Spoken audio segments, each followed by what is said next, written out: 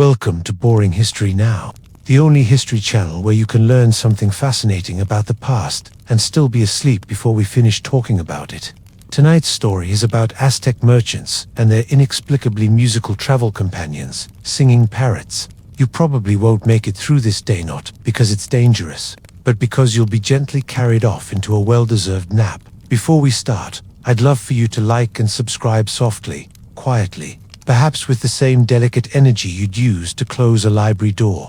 And tell me in the comments where you are in the world and what time it is. Maybe you're in a noisy city. Maybe it's 3 a.m. Maybe you have a cat staring at you right now, wondering why you're listening to a stranger talk about birds. Now, let's ease into tonight's journey. You're walking along a stone causeway stretching out across the shallow waters of Lake Texcoco.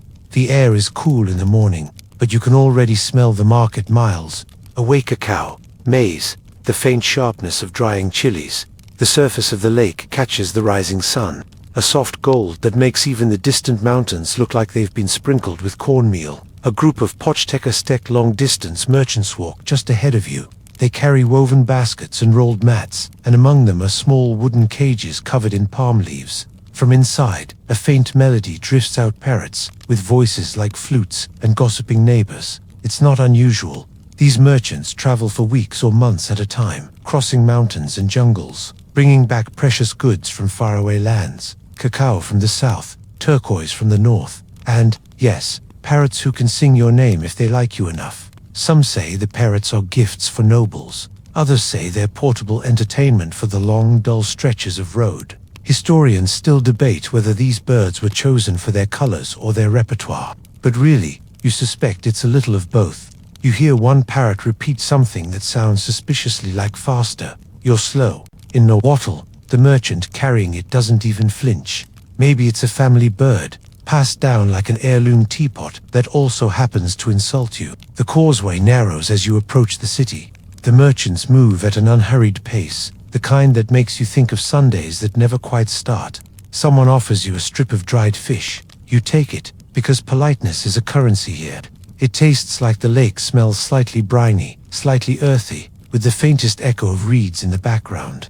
By midday, you're deep inside Tlatelolco Market. There's a rhythm to the place. Vendors calling out prices, the clack of obsidian tools, the rustle of cotton cloaks. The parrots are part of it too, their voices weaving through the human chatter.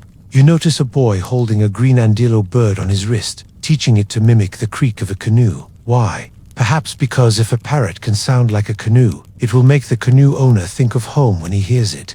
Or maybe the boy is simply bored. You imagine what it must be like to buy a bird that has traveled farther than most people ever will. A parrot from the Aztec coast might have heard sea breezes and tasted salt air before it ever saw the highland markets. Now it sits here, looking at you with one black, round, and entirely unimpressed eye.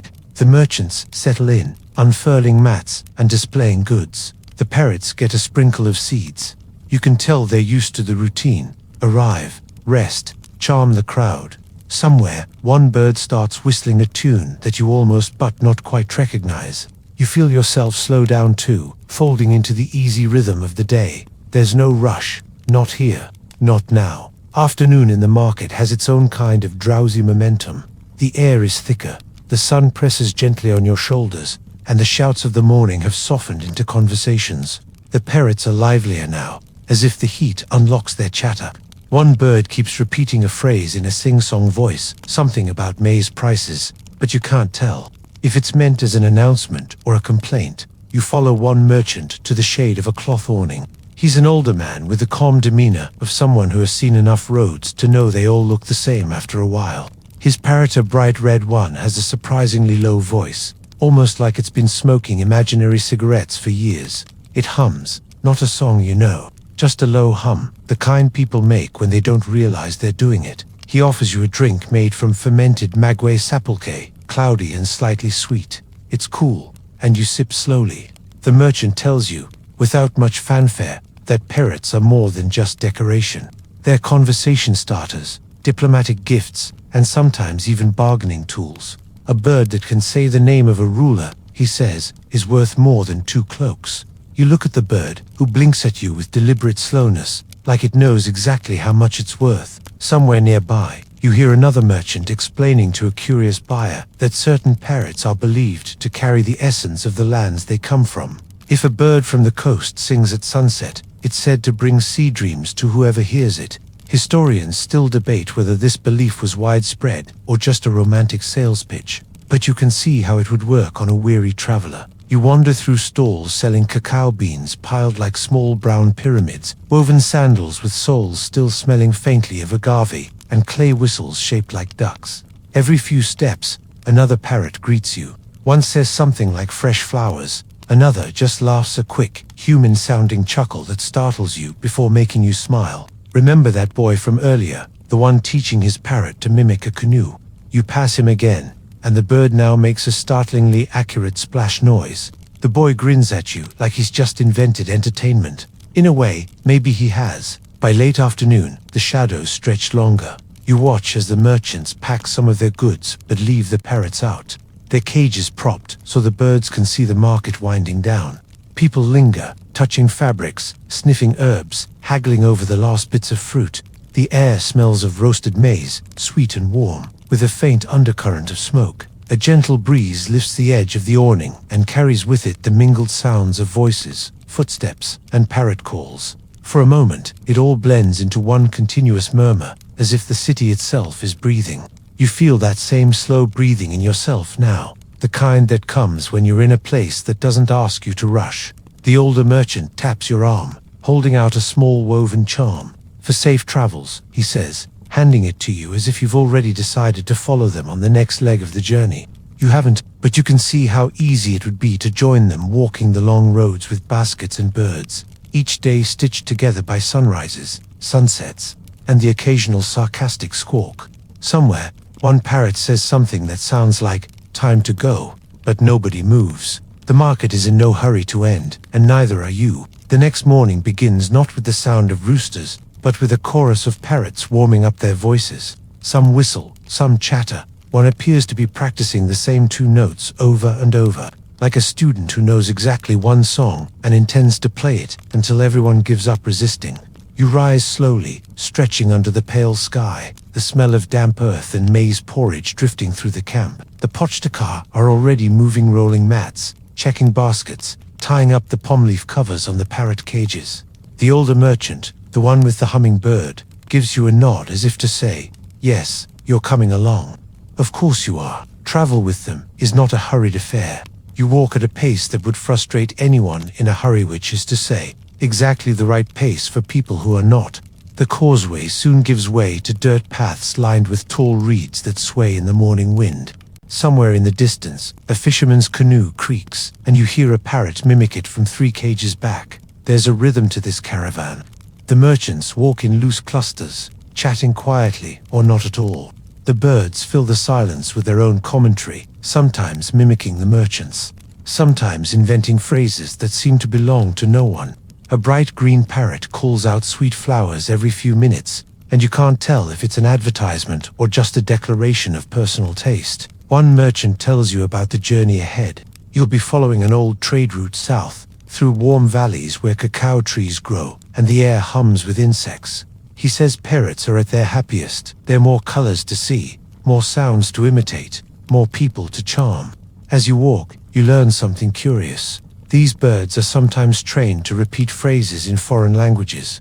It makes them more valuable when the merchants return to the capital. Imagine a parrot that greets the emperor in a tongue spoken hundreds of miles away. It's like carrying a piece of distant land in your pocket, only louder and with feathers. Historians still debate whether these multilingual parrots were common or rare, but the very idea is enough to make you glance at the cages with new respect. Around midday, you stop under the shade of mesquite trees.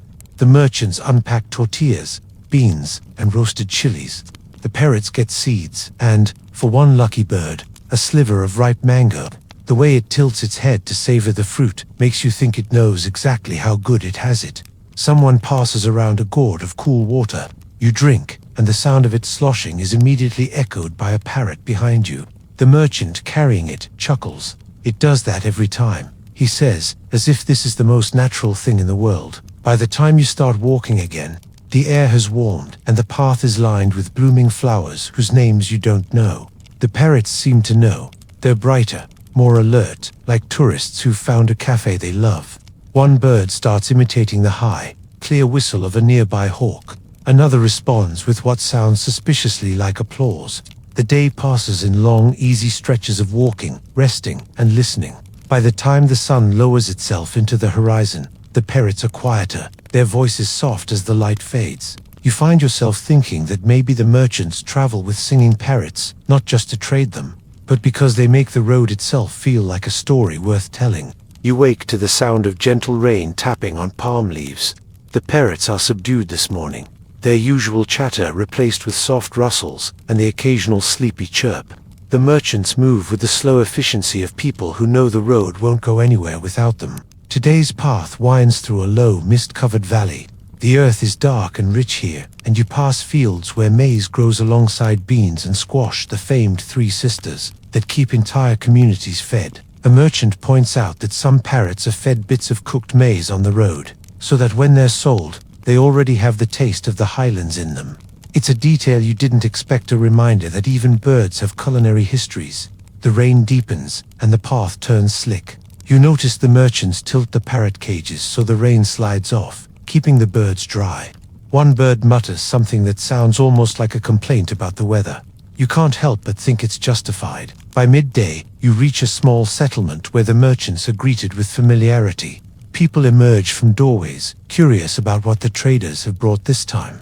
Goods are examined. Haggling begins in soft, measured tones. A woman with silver hair leans in to speak to a parrot, and it responds with a string of words in a dialect you don't recognize. She laughs, nods, and slips the merchant a pouch of cacao beans. In the shade of a thatched roof, you overhear two merchants discussing a particularly gifted bird, a yellow one, who can mimic the sound of pouring water so precisely that it once caused an entire market stall to check their jugs.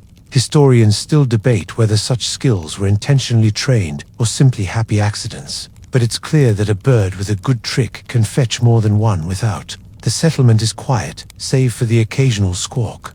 A boy brings a tray of warm tamales to the merchants, wrapped in corn husks and still steaming. You eat one slowly, savoring the spiced masa and the faint sweetness of pumpkin seeds. The parrots watch every bite, curious but not insistent.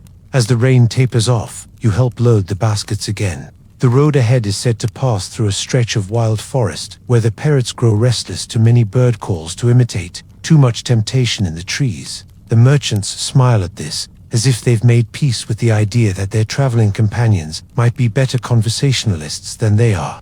You walk out of the settlement as the clouds lift, the world washed clean. The parrots, perhaps inspired by the fresh air, begin to sing again, not in unison, not in harmony, but in the easy, scattered way that feels like the road itself talking back to you. The forest arrives not all at once, but in small hints, a thickening of the air, a tangle of vines where there used to be open sky, the soft percussion of water dripping from leaves. You step from the open path into a world that smells of wet bark, crushed herbs, and the faint metallic temps of moss.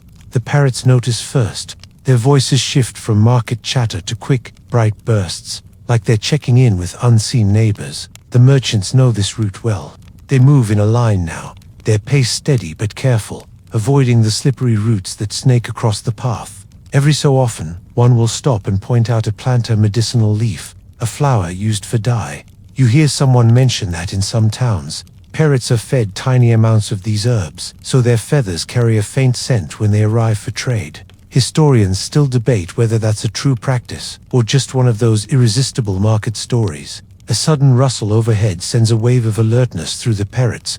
They call back, mimicking unseen birds somewhere in the canopy. One green-feathered traveler starts copying a woodpecker's knock, so perfectly that you glance up, expecting to see the real thing.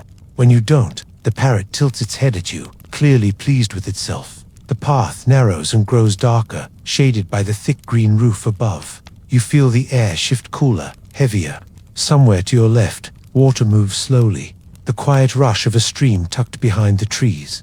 A merchant pauses to scoop a drink with a gourd, and the sound is echoed immediately by a bird 3 cages back. The merchants don't even look up. This is normal. Lunch is eaten leaning against thick tree trunks, the baskets spread out on damp ground. You're handed a piece of roasted sweet potato, warm and soft.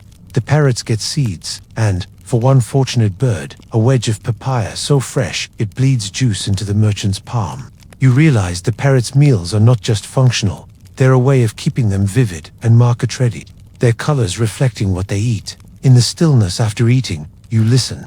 Rain drips from leaves far above, a slow and random percussion.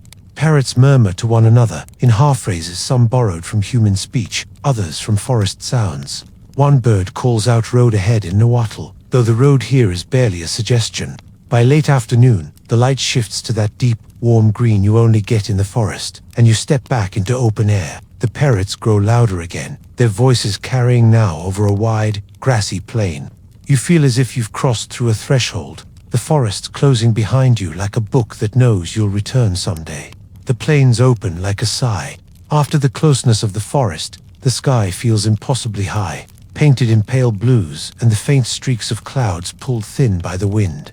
The merchants spread out, walking in loose pairs, and the parrots respond to the openness with long, wandering calls. You pass clusters of wildflowers in yellow, purple, and a red so deep it looks almost black in the sun. One merchant tells you these flowers are often brought back to the capital to dye cloth, though the color rarely lasts as long as promised. He says parrots sometimes carry bits of the flowers in their cages, as if they, too, are traders with their own cargo. The road here is more suggestion than stone, marked by lines of trampled grass and the occasional cairn. You fall into step beside the older merchant, who tells you of a bird he once sold to a noblewoman who insisted it could sing lullabies. It could, he admits, but only the first 3 lines. The rest was just whistling. You wonder if she minded. The wind picks up, and with it comes the smell of distant rain. The parrots seem to notice, growing restless in their cages.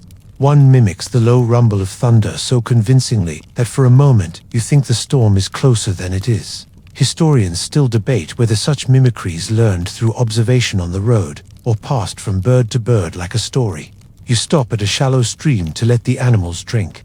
The water is so clear you can see the shadows of fish darting between stones. A bright yellow parrot begins copying the splash of hoofs in the water, then changes abruptly to a merchant's laugh. The merchant shakes his head, muttering something about how the bird remembers every joke but never repeats the punchline. As evening comes, the sky deepens to gold, and then to a soft, sleepy violet.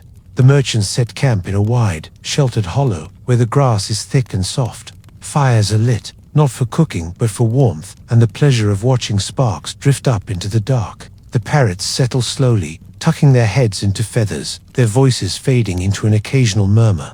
You lie back, watching the last light dissolve into the horizon, and think about how the road ahead will sound more laughter, more mimicry, more unexpected voices. The night feels generous here, the kind that doesn't ask questions, only offers quiet. Morning on the plains comes with a kind of slow golden clarity. The grass glistens with dew, each blade holding its own droplet, like a stubborn little merchant refusing to sell its last stock. The parrots wake in fits and starts. One bursts into a flurry of chatter, another simply yawns in bird language, opening its beak and closing it again without a sound. Breakfast is warm maize cakes wrapped in cloths to keep them soft, and a cup of atole, thick with ground maize and cinnamon. The merchants share in companionable silence, only speaking when someone realizes the parrots have begun imitating the sound of stirring spoons. You're beginning to suspect the birds enjoy predicting human behavior. The caravan moves on, the road curving toward a low ridge in the distance. The older merchant walks beside you today, his red parrot perched on his arm rather than in its cage. He says the bird prefers to watch the horizon from outside, as though keeping track of possible business opportunities. When you ask if parrots ever try to fly away, he shrugs. Sometimes, but they always come back. Where else would they get stories? By midday, you crest the ridge and see the valley beyond a broad sweep of farmland. The neat green rows of maize interrupted by patches of beans and squash. The air smells faintly of earth and wood smoke. A few farmers stop to wave, their faces breaking into easy smiles at the sight of the traveling merchants. As you pass through the fields, you learn another curious fact. In some villages, parrots are believed to be good luck for crops, especially if they mimic the sound of rain. Farmers will sometimes pay extra for a bird that calls the water. Historians still debate whether the birds actually influenced planting rituals, or if it was simply a clever way to sell more parrots. The road narrows again, leading toward a small town at the valley's edge. The parrots grow animated, perhaps recognizing the soundscape market calls, children shouting, the gentle bleating of goats. One particularly enthusiastic bird mimics a goat so perfectly that the real animals look around in confusion. The merchants are greeted with familiarity here. Stalls are set up in the main square, and the parrots are given pride of place. Their cages draped to reveal just enough to intrigue. You wander through the square, taking in the smell of roasted maize, fresh herbs, and the faint sweetness of pulque fermenting in clay pots. A local woman stops to tell you about her grandmother's parrot, a bird that could recite an entire poem about maize planting. But only if you gave it a peanut first, she says with a small smile. Some trades, it seems, are universal. By evening, the day's trading winds down. The merchants count their earnings, the parrots are fed, and you find a place under a wide awning to rest. The square hums softly with voices and the occasional burst of parrot chatter, a lullaby stitched together from a dozen different places. You leave the town under a pale dawn, the air cool and smelling faintly of wet clay. The parrots are quiet for the first hour, as though saving their voices for somewhere worth speaking. The road tilts upward into rolling hills dotted with agave plants, their sharp leaves catching the light like spears left behind by... The older merchant tells you this stretch is where many parrots first learned to mimic the wind. It's different here, he says. It carries the dust in it. You tilt your head, listening, and sure enough, the wind whistles with a dry, rasping edge, like sand slipping through fingers. One bird starts copying it almost immediately, a near-perfect echo. By midday, you reach a rest stop marked by a single massive ceiba tree. Its roots sprawl across the ground like giant sleeping snakes, and the merchants lay out their mats in its shade. A woman from a nearby homestead approaches with a basket of roasted beans and small, hard biscuits. She barters for salt and cloth, and, after a long look at the parrots, trades a handful of fresh herbs for a bird that can whistle a tune she recognizes. As you chew on a biscuit that could probably double as a roof tile, you hear another merchant talking about the parrots' diets. Apparently, certain fruits make their feathers brighter, which in turn makes them more valuable. Mangoes for gold, guavas for green, and, according to one man, a little chili for personality. Historians still debate whether the chili claim is more about the bird's mood than its market value. The afternoon walk is slow, the hills unfolding one after another like lazy waves. The parrots, perhaps emboldened by the open space, begin layering sounds, whistles over calls, laughter over wind. It's not music, exactly, but it's the kind of sound you could fall asleep to if you walked with it long enough. As the sun dips, you arrive at a small cluster of homes with walls the color of sun-baked clay. The merchants are welcomed with casual warmth, offered bowls of stew and space to sleep. You're given a hammock strung between two beams, its gentle sway perfectly matched to the rhythm of distant parrot calls. Somewhere nearby, a bird repeats a phrase you can't quite catch, its voice fading in and out with the breeze. It's probably nothing important. Or maybe it's the forest and plains and valleys all speaking at once, carried in the feathers of one small, stubborn traveler. The morning smells of stew from last night, still clinging to the air, as if the wind hasn't decided to move on yet. You wake to the creak of hammocks and the rustle of baskets being loaded. The parrots are lively again. One mimics the sound of wooden spoons tapping the sides of clay pots. Another hums a few notes of a tune you're sure you've heard somewhere on the road. Today's route leads toward warmer lands. The merchants tell you you'll feel it in your bones before you notice it in the air heat that seeps slowly, like tea steeping in clay. The parrots, apparently, thrive in it. One merchant says they sing more in warm climates, though another insists they just complain more loudly. Historians still debate whether the increased noise is joy or irritation, but it's probably a mix of both. The road winds along a gentle river, its surface broken now and then by silver flashes of fish. You pass groves of cacao trees, their broad leaves heavy with shade. A younger merchant explains that some parrots are taught to advertise cacao in markets, calling out words like bitter beans or sweet drink. He grins. It works. People come to see the bird and leave with a pouch of cacao. By midday, the heat has settled into your shoulders. The merchants stop under a grove of orange trees, trading a few goods with a farmer for fresh fruit. You peel one slowly, the sweet scent clinging to your hands. The parrots are given the segments with seeds removed, their beaks working quickly and neatly. One bird surprises you by whistling after each bite, as though rating the flavor. Another tries to copy it and ends up sounding like a squeaky door. The merchants laugh, but no one corrects the bird. It will figure it out eventually, or invent something better. The day ends in a riverside village, where the parrots are the evening entertainment. Children gather to hear them mimic dogs, bells, and even the crackle of cooking fires. A yellow parrot repeats the phrase, "too much chili," until the cook shakes her ladle at it, smiling the whole time. You fall asleep to the layered chorus of river water and parrot calls, wondering if tomorrow they'll sound different again. The air this morning feels heavier, but not in an unpleasant way. It's the kind of warmth that encourages slower steps and longer breaths. The parrots are louder than usual, their calls carrying across the river before you've even left the village. You cross a narrow wooden bridge, the boards creaking in protest. One parrot immediately mimics the sound, drawing a grin from the merchant carrying it. "It did that all the way here last time," he says. "We knew when we were halfway because it got louder." The path takes you through a stretch of marshland, reeds swaying in the breeze and small insects humming in the background. The parrots imitate some of the insect calls, though not perfectly, more like a human trying to hum along to a song they only half remember. You can't help but imagine the real insects listening, puzzled. A merchant tells you a story about a noble who once requested a parrot that could sing the rain. The bird chosen for the task was trained by being kept near fountains and under the eaves during storms, until its calls were a blend of dripping water and soft wind. "It sold for more cacao than any bird I've ever seen," he says. Historians still debate whether the noble truly wanted it for beauty, or simply as a conversation piece for dinner guests. By midday, you're walking through fields where the scent of vanilla orchids drifts on the air. One parrot tries to imitate the voices of the farmers calling to each other, its tone uncannily close. The farmers don't seem surprised, they wave, and one even shouts back at the bird. Lunch is taken beside a small, slow-moving stream. The merchants pass around tamales filled with beans and herbs, while the parrots crack seeds in sharp, quick motions. You notice that even eating is part of their performance. An audience always seems to form around a particularly graceful eater. The afternoon brings you to the edge of another town, this one known for its pottery. The merchants are greeted warmly, and soon the parrots are surrounded by curious onlookers. A green bird imitates the sound of a potter's wheel turning, drawing laughter from the crowd. As night falls, the air cools just enough to make the day's warmth feel like a memory.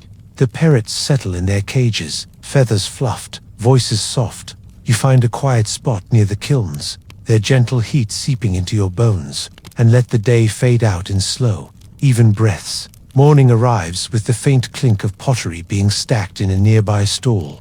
The parrots wake gradually, stretching their wings and shaking out the dust that seems to settle on everything here. One bird mimics the sound of a clay pot being tapped with a finger hollow, resonant, and the merchant carrying it nods approvingly, as if the parrot has just passed a small exam. The road today curves gently uphill, following a series of terraces where farmers tend maize, squash, and beans. You can smell the earth as it warms under the sun, a deep, almost sweet scent. The parrots call out sporadically, their voices carried away by the breeze, until one begins to imitate the creak of a wheel from far down the slope. By the time the cart actually appears, the bird has perfected the sound. The older merchant walks beside you again, telling you that parrots are sometimes used as living posters for goods train to shout the names of items for sale. "But you have to be careful," he says, "because they'll keep shouting it long after you've sold out." Historians still debate whether this was common practice or just a few merchants' trick, but you can see how it might work. Midday brings you to a small rest area shaded by pepper trees. The merchants unpack tortillas and roasted chiles. The parrots are given slices of guava, their beaks stained pink with juice. One bird whistles after each bite, which prompts another to copy. And soon half the caravan is in a casual duet of fruit appreciation. After the break, the path steepens. You feel the climb in your legs, but the parrots seem unfazed, chattering more as the air grows thinner. The hills open to reveal a plateau where the wind is constant and cool. Here, you pass a cluster of homes painted in bright blues and reds, the colors standing out against the pale stone. Children run alongside the caravan, laughing as the parrots mimic their voices. By evening, the merchants choose a campsite near a spring, the water clear and cold. The parrots are uncovered, so they can watch the sky darken. You lie back on the grass, listening to the soft rush of water, and think how strange it is that you now measure days not by distance, but by the new sounds the birds have learned. The plateau morning is bright and crisp, the kind of air that makes every sound sharper. The parrots take advantage, their calls cutting cleanly across the open space. One repeats a fragment of a tune you've heard before, though it's still missing half the notes. The merchants are cheerful today. The road ahead leads toward a major trading hub. You'll be there in 2 days, maybe less if the weather holds. The parrots, apparently, are at their most valuable in such places, not just for sale, but for attracting buyers to the rest of the goods. A talking bird draws a crowd, the older merchant says, and a crowd buys more than it planned. The path winds past fields of amaranth, their reddish plumes swaying in the wind. You learn that some parrots are fed amaranth seeds to give their feathers a subtle sheen. Whether it works or not is uncertain. Historians still debate the point, but the merchants swear by it. Midday brings you to a market in a hilltop village. It's smaller than the great cities, but the square is alive with color and sound. The parrots are positioned in the center, their cages draped just enough to make people curious. A blue armadillo bird greets each passerby with the same phrase, its tone so welcoming that even you feel inclined to buy something. Lunch here is roasted maize on the cob, brushed with a mild chili paste. The parrots get bits of fresh mango, their beaks sticky by the end. One bird, perhaps inspired by the fruit, begins to hum a new tune, and another picks it up before the first is even finished. By afternoon, you're back on the road, the path sloping downward into a wide valley. The air smells faintly of smoke from distant cooking fires, and the parrots grow quieter as the light fades. In the distance, you can see the faint outline of the trading hub's walls, like a promise that tomorrow will bring new crowds, new sounds, and perhaps a few surprises hidden in the voices of the traveling birds. The day begins with a low hum over the valley, a mix of morning voices and market preparation drifting from the city ahead. The parrots seem to know they're approaching a large crowd. They're restless, preening more than usual, shaking their feathers like performers about to step onto a stage. You walk the last stretch of road alongside the older merchant, who tells you that in big trading hubs, a skilled parrot can sometimes be worth more than an entire load of cacao. They're rare, he says, but when you find one that can charm strangers, it's like finding a goldmine that sings back at you. Historians still debate whether such valuations were common or just the product of a few particularly persuasive sellers. But you can see the logic. The city gates are wide, welcoming merchants from every direction. You pass under their shadow and into a plaza already brimming with color-woven cloths in deep reds and blues. Pottery stacked in neat towers, the scent of fresh tortillas mingling with burning copal incense. The parrots add their own layer to the soundscape, calling out in voices so human that people turn their heads in surprise. The older merchant's red parrot repeats a simple greeting in Nahuatl, drawing smiles from passers-by. Another bird imitates the sound of coins clinking, which earns a laugh from a trader selling jewelry. A green bird, not to be outdone, tries to copy the cry of a tamale vendor, earning it a piece of steamed maize husk as a tip. By midday, the parrots are in full performance mode. Crowds gather, not just to buy but to watch. You notice that the merchants let people linger, knowing that the longer they stay, the more likely they are to leave, with something parrot or otherwise. Lunch is quick, just maize cakes and beans eaten behind the stalls, while the parrots entertain. One woman approaches carrying a pouch of turquoise beads. She offers them for a bird that can say her husband's name. The merchant hesitates, then nods. The exchange is made, and the woman walks away with the parrot perched on her shoulder, already whispering its new owner's name like a secret. By evening, the crowds thin. The merchants count their earnings. The parrots are covered, and the plaza quiets to the sound of sweeping brooms and fading footsteps. You find a corner to rest in, the scent of incense still in the air, the day's noise settling into memory. The next morning feels unhurried despite the size of the city. The parrots are calm after their day of performing, some content to nap, while others quietly practice phrases they picked up from yesterday's crowd. One bird repeats the word for flowers over and over, as if it's fallen in love with the sound. Today is for quieter trading. The merchants move through side streets, visiting regular buyers who prefer to do business away from the noise of the main plaza. You walk with them, noting how these customers greet specific parrots by name. A blue and yellow bird whistles a private tune for a shopkeeper, who hands over a bundle of cacao beans in return. Mid-morning, you stop at a courtyard filled with potted herbs. The air here is cooler, shaded by hanging cloths. A healer examines a parrot that can mimic a child's cry and decides to purchase it, explaining that its voice might help comfort patients. Whether this is a genuine belief or just a charming thought is unclear. Historians still debate such practices, but the transaction is made. Lunch is taken in the courtyard. Fresh tortillas, grilled squash, and a mild salsa made with green chilies. The parrots are given bits of grilled maize, which they eat slowly, their eyes half-lidded in the shade. One bird drops a kernel, then leans down to retrieve it with exaggerated care, as if aware it has an audience. The afternoon brings a few more private sales, each bird leaving with someone who seems genuinely pleased, and perhaps a little amused, by their new companion. The merchants speak quietly about the next leg of the journey, heading back toward the capital, with lighter loads and heavier purses. As evening falls, the city's sounds soften. The parrots settle in, their voices fading into low murmurs. You walk the quiet streets toward the inn, the smell of warm stone and cooking fires following you, thinking about how tomorrow will take you back onto the open road, where the voices of the parrots will once again be the loudest thing for miles. The road out of the city feels familiar now, not because you've walked it before, but because the rhythm of travel has settled into your bones. The merchants move with a relaxed efficiency, their steps steady, their baskets lighter than when they came. The parrots are lively again after their quiet city. Day one mimics the creak of the cartwheels. Another invents a sound you can't place, somewhere between a cough and a laugh. You pass through open farmland where the air is warm and sweet with the scent of flowering beans. Farmers wave as you go by, some calling out to the parrots, who respond with mismatched greetings in half a dozen voices. The older merchant smiles at you, saying this is the best part of the trip, heading home with the sound of the road stitched into every bird's memory. By midday, you stop in a grove of tall, thin trees whose leaves whisper in the wind. The parrots pick up the sound immediately, weaving it into their repertoire, until you can't tell where the leaves end and the birds begin. You eat roasted maize and fresh cheese, the simple meal tasting richer under the shifting green light. The afternoon walk is long but gentle.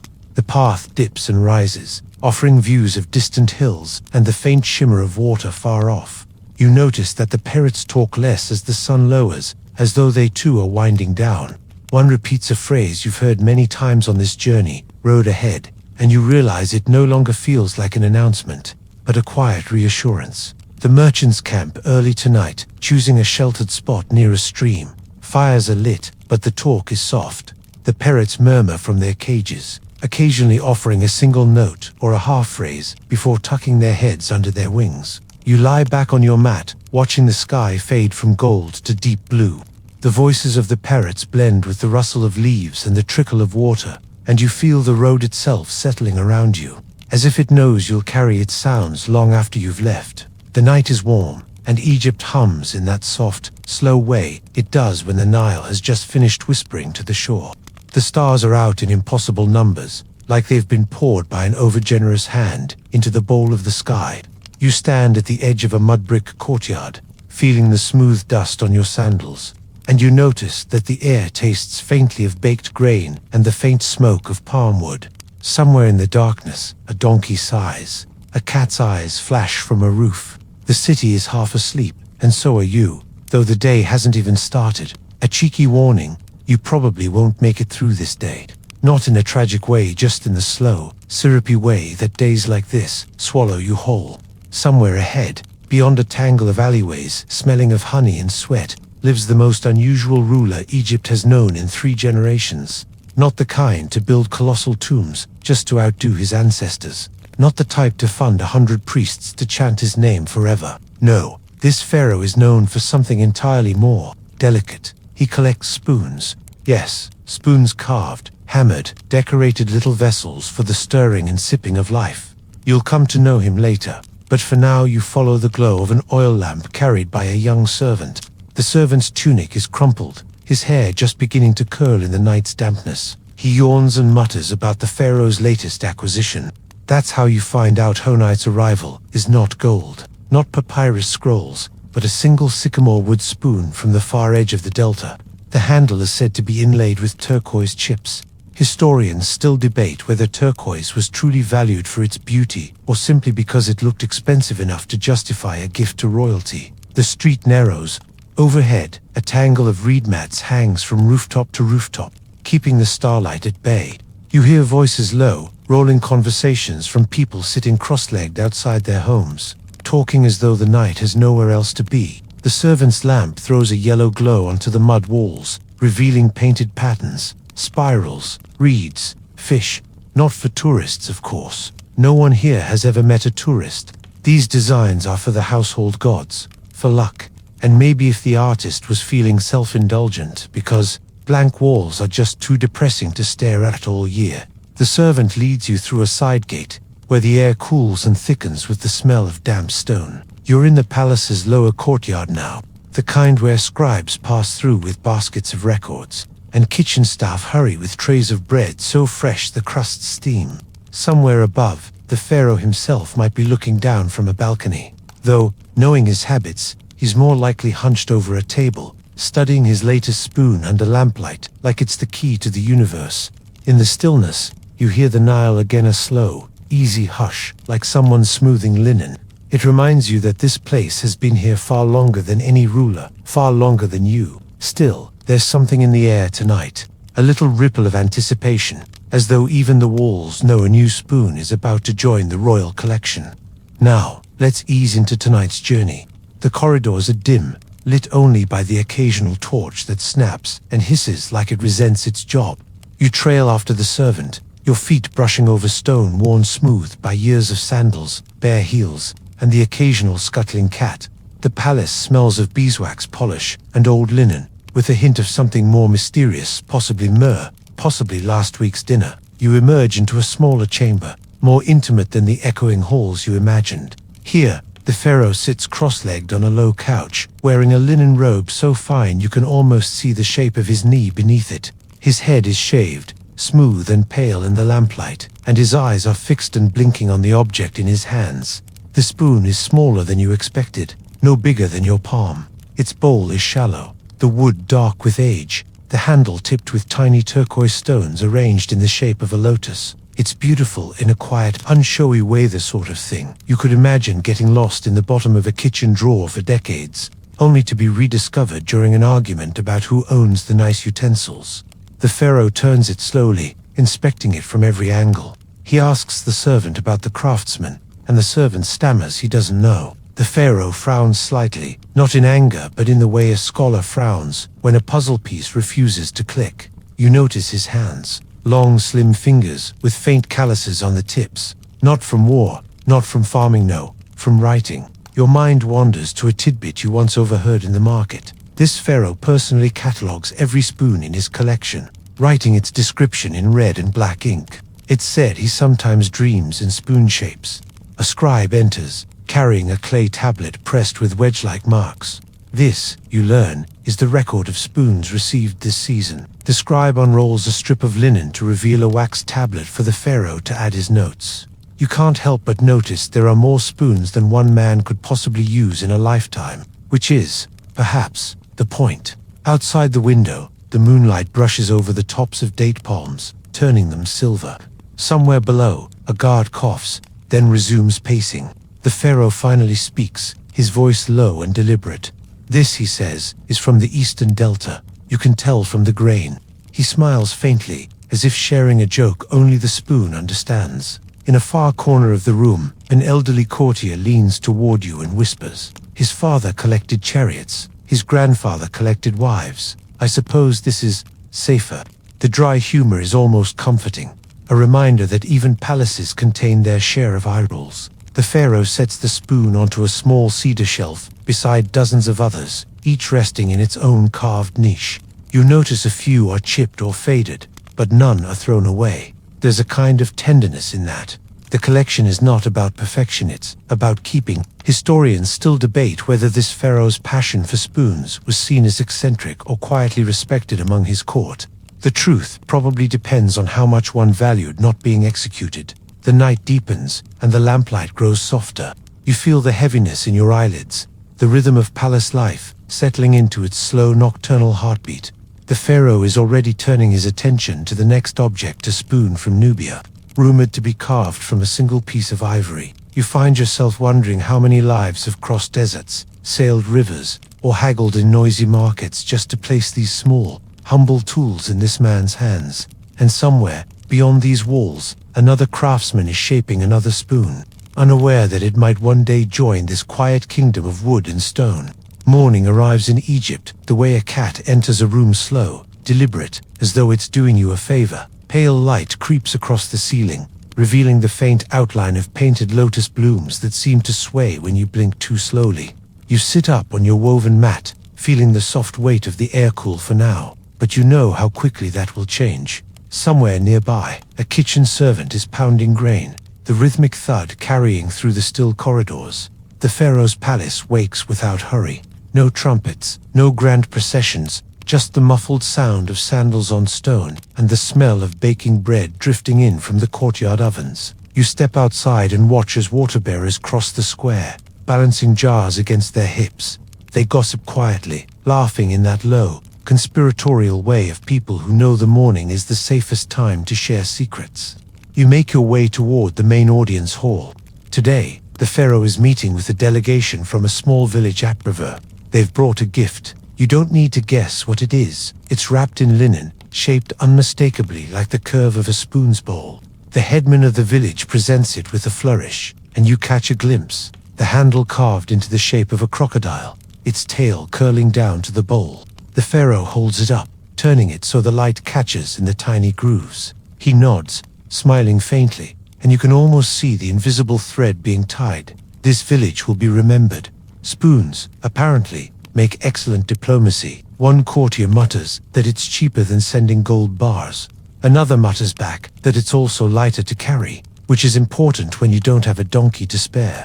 Your eyes wander to the painted reliefs along the walls, rows of figures carrying offerings, baskets of figs, folded linen, jars of beer.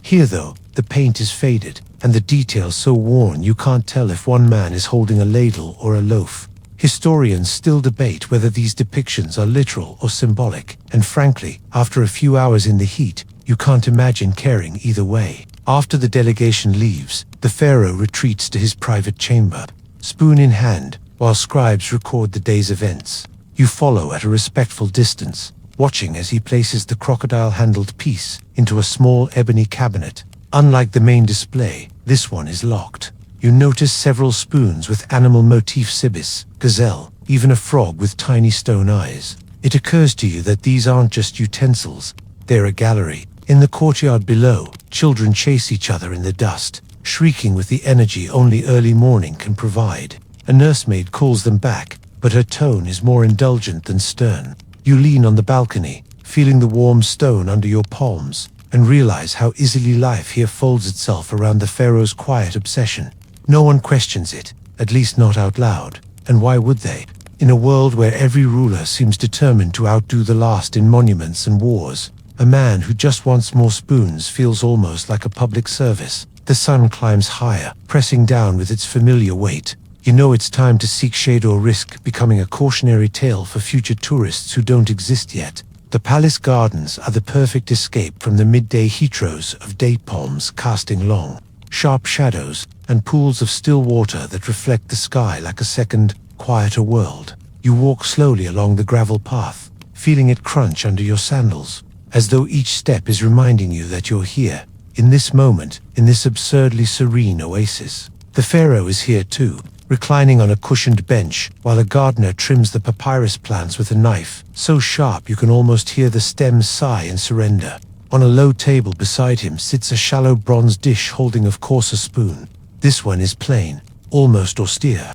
The pharaoh dips it into a small jar of honey and tastes, his eyes closing briefly. You sit nearby, half listening as a scribe reads out trade reports, shipments of barley from the Fayum, new fish traps along the delta, and the arrival of cedarwood planks from Byblis. The pharaoh listens politely, nodding occasionally, but you can tell his mind is elsewhere, probably calculating which new spoons these connections might bring.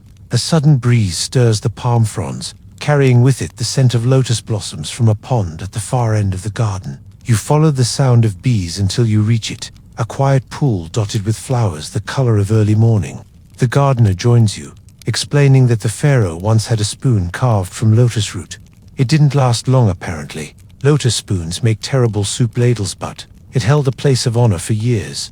Historians still debate whether that story is true, or just the kind of thing gardeners say to make themselves sound interesting. Back near the bench, the pharaoh is speaking now, his tone slow and even, almost hypnotic. He's describing the texture of cedar spoons, the way the grain changes under your thumb after years of use. He talks about the faint smell that lingers no matter how much you polish it. There's a strange intimacy in his words, as though he's talking about old friends. The heat settles over the garden like a thick blanket. Even the bees sound slower now, their buzzing softened. You notice the way time stretches here, how conversations drift without urgency, how even decisions seem to lounge in the sun before being made. It's the kind of pace that makes you wonder if anything in the outside world is truly pressing. The pharaoh finally rises, handing the plain honey spoon to a servant, who tucks it into a linen wrap as carefully as if it were a newborn. As they walk away, you realize you've been sitting so still that your legs have gone a little numb. You stand, stretching slowly, and glance once more at the pond. Somewhere beyond the walls, the Nile flows on, carrying grain barges, reed boats, and probably, if the pharaoh has his way, a new spoon or two headed for the palace. Afternoon in Egypt feels like the whole world has been dipped in amber. The light thickens, the air slows, and you can almost hear the sand outside the city, deciding not to move until tomorrow. You find yourself in one of the palace's long outer corridors, where the stone walls hold the heat like a slow-cooked brick oven. A servant passes, balancing a jug of cool water, and you momentarily consider following them, because hydration, unlike history, is urgent. The pharaoh has retreated to his archives, a quiet room lined with shelves of papyrus scrolls. The smell here is dry and sweet, like dust mixed with faint ink and the ghost of reed mats. You step carefully over the worn threshold and see him seated at a low desk, his fingers resting lightly on a half-finished drawing. It's a spoon, of course, but not just any spoon, it's one he's designing himself. The bowl shaped like a half-moon, the handle tapering into a falcon's head. He looks up and asks if you know much about falcons. You nod vaguely, hoping he's not expecting bird-related expertise. He explains that falcons are sacred to Horus, and that incorporating such a symbol will give the spoon flight in its spirit. You suspect he just thinks it will look nice, but that's the kind of thing you keep to yourself if you enjoy living indoors. Across the room, a scribe organizes clay seal impressions, tiny circles and ovals pressed with marks that identify which gifts have arrived and from whom. One bears the unmistakable image of a spoon, the handle ending in what appears to be a goose. The scribe shrugs and admits some artisans lean into absurdity for attention. Historians still debate whether such novelty designs were respected innovations or just ancient marketing gimmicks. You settle onto a reed mat, letting your eyes wander over the scrolls. Many are simple inventories, lists of spoons by type, by material, even by mood, or so it seems. One heading reads, "Spoons for festive occasions," another, "Spoons that comfort." It's oddly touching, as though the pharaoh recognizes the emotional life of his collection. The light filtering through the narrow windows softens to gold. Outside, you hear the distant sound of a market drum, signaling that trading will end soon. It's a rhythm that belongs to everyone in the city. But here, in the archives, time feels like it bends around the pharaoh's quiet obsession. He stands suddenly, rolling up the design for the falcon spoon. "Tomorrow," he says, almost to himself, and then he leaves, the sound of his sandals fading into the stillness. You remain for a moment, surrounded by the scent of papyrus, wondering how a simple object can gather so much meaning in one person's life. Then again, maybe all of history is just a series of people deciding which things to care about, more than anyone else would expect. Evening drapes itself over the city like a soft, indigo curtain. The heat loosens its grip, replaced by the faint coolness of night air drifting in from the river. You're in the palace's western courtyard now, where the sky glows faintly with the last streaks of sun. Torches sputter to life along the walls, their flames bending lazily in the breeze. The pharaoh arrives, dressed in a robe patterned with tiny embroidered reed stole, but you recognize the same design carved into several of his spoons. He's joined by a small group, 2 foreign envoys from the Levant, a court musician carrying a lyre, and a cook whose hands are stained with spices. Tonight is a quiet reception, no grand feasts or elaborate dances, just conversation, music, and inevitably a presentation of spoons. The envoys step forward with their gift, a pair of spoons carved from olive wood, the grain dark and swirling like river currents. The handles are tipped with tiny hammered silver discs, catching the torchlight in little flashes. The pharaoh smiles, turning them over in his hands, running a fingertip along the smooth curve. The cook leans in and whispers that olive wood can outlast cedar if kept dry. Historians still debate whether cooks in this period exaggerated to get closer to royal favor. The musician begins to play, the soft notes curling upward like incense. Conversation drifts from trade routes to weather patterns, to the surprising difficulty of training pigeons. Someone jokes that perhaps the pharaoh should collect those instead, and the comment earns a polite but pointed silence. You sip cool water from a ceramic cup, watching the way the firelight dances on the spoons in the pharaoh's lap. They seem to glow more warmly than the silver jewelry worn by the envoys. You realize it's not just their craftsmanship, it's the way they've already been absorbed into his mental gallery, each one a story he'll remember. The night deepens, and the torches burn lower. Servants begin to clear the low tables, and the envoys bow their farewells. The pharaoh lingers, looking out toward the dark outline of the river.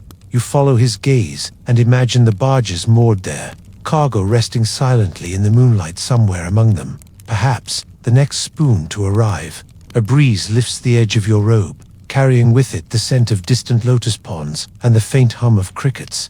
The day feels complete, though you know in this palace, each day is simply another link in a chain of quiet rituals. And tomorrow, as always, will have a spoon in it. The next morning begins before the sun has fully decided whether it's worth the effort. The air is cool enough to make you believe, for about 7 minutes, that Egypt might stay this way all day. You follow the faint sound of sandals brushing against stone to the eastern gate of the palace, where traders from the river are arriving with their goods. Among baskets of onions and amphorae of beer sits a single narrow crate, its lid tied with palm fiber.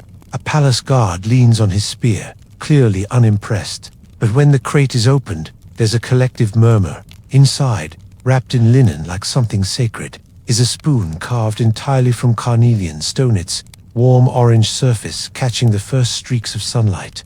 The craftsman has shaped the handle into a flowing spiral, as if it's climbing upward toward the bowl. The pharaoh arrives just in time to see it. He picks it up gently, weighing it in his hand. Too heavy for eating, he remarks, perfect for remembering. The traders bow, clearly relieved that their gift is appreciated. You wonder how often in history people have given impractical things just to make sure they were remembered. Nearby, a stable boy yawns so wide you think he might fall over. He's leading a donkey that seems entirely uninterested in being here. The boy tells you quietly that the donkey's load yesterday included a spoon carved from the leg bone of an ostrich. You glance toward the pharaoh, who is now holding the carnelian piece up to the light, and decide not to ask whether that one made it into the collection. Historians still debate whether bone utensils were symbols of status or simply an example of nothing ever going to waste. The market within the palace walls is beginning to stir. Smells of baking bread and frying onions mingle with the sweet tang of dates. A pair of children run past, one clutching what looks like a chipped bronze spoon as if it's treasure. Perhaps here, even children understand the value of such things. The pharaoh hands the carnelian spoon to a scribe, instructing him to place it in the seasonal cabinet. No one asks what season it belongs to, and the pharaoh doesn't explain. Maybe it's a category only he understands, a private logic to his collecting. You drift away from the gate as the sunlight strengthens, the air beginning to shimmer faintly. Somewhere behind you, a servant is already sweeping away the dust left by the trader's sandals, erasing the morning as quickly as it arrived. By midday, the palace feels like a slow-beating heart. Every movement, servants carrying trays, scribes crossing courtyards, cats stretching in patches of sun, happens at a pace that refuses to acknowledge urgency. You find yourself in the palace kitchen, drawn there by the layered smells of baking bread, stewing lentils, and something sharper, garlic maybe. The head cook, a wiry man with arms dusted in flour, is stirring a pot with what might generously be called a ladle, though it's clearly a repurposed spoon of unusual size. He notices you staring and grins. "This," he says, tapping it against the pot rim, "was a gift from the pharaoh. Too big for his shelves, but perfect for my stew." On a nearby table, a row of smaller spoons gleams in the dim light, some copper, some wood, all worn from years of stirring. The cook points out one carved with a lotus at the handle's end. That one came from Nubia, he says. I've been told never to lose it, which is why I only use it for honey. You can tell he's proud, though his tone is casual, as if owning a Nubian honey spoon is an ordinary kitchen matter. In the corner, a young kitchen assistant is polishing a batch of new clay spoons, clearly intended for the evening meal. The clay is pale and unglazed, the kind that absorbs flavors over time. Historians still debate whether this was considered an advantage or a nuisance, though here in the kitchen it's treated as tradition. A pair of servants enter, carrying a tray draped in linen. When they lift the cloth, you see a set of 4 matching spoons, bronze, their handles twisted like rope.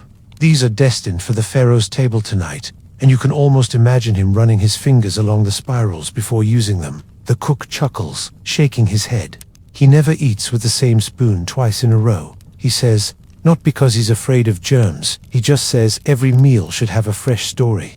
You glance toward the trays of bread cooling on the shelves, the gleam of oil lamps along the walls, and realize that in this kitchen, stories and spoons are equally essential ingredients. The heat presses in from all sides, even here in the shaded kitchen. Outside, you can hear the faint splash of water in the gardens. Soon, the palace will gather for the evening meal, and the day's newest acquisitions will be quietly integrated into the life of the court.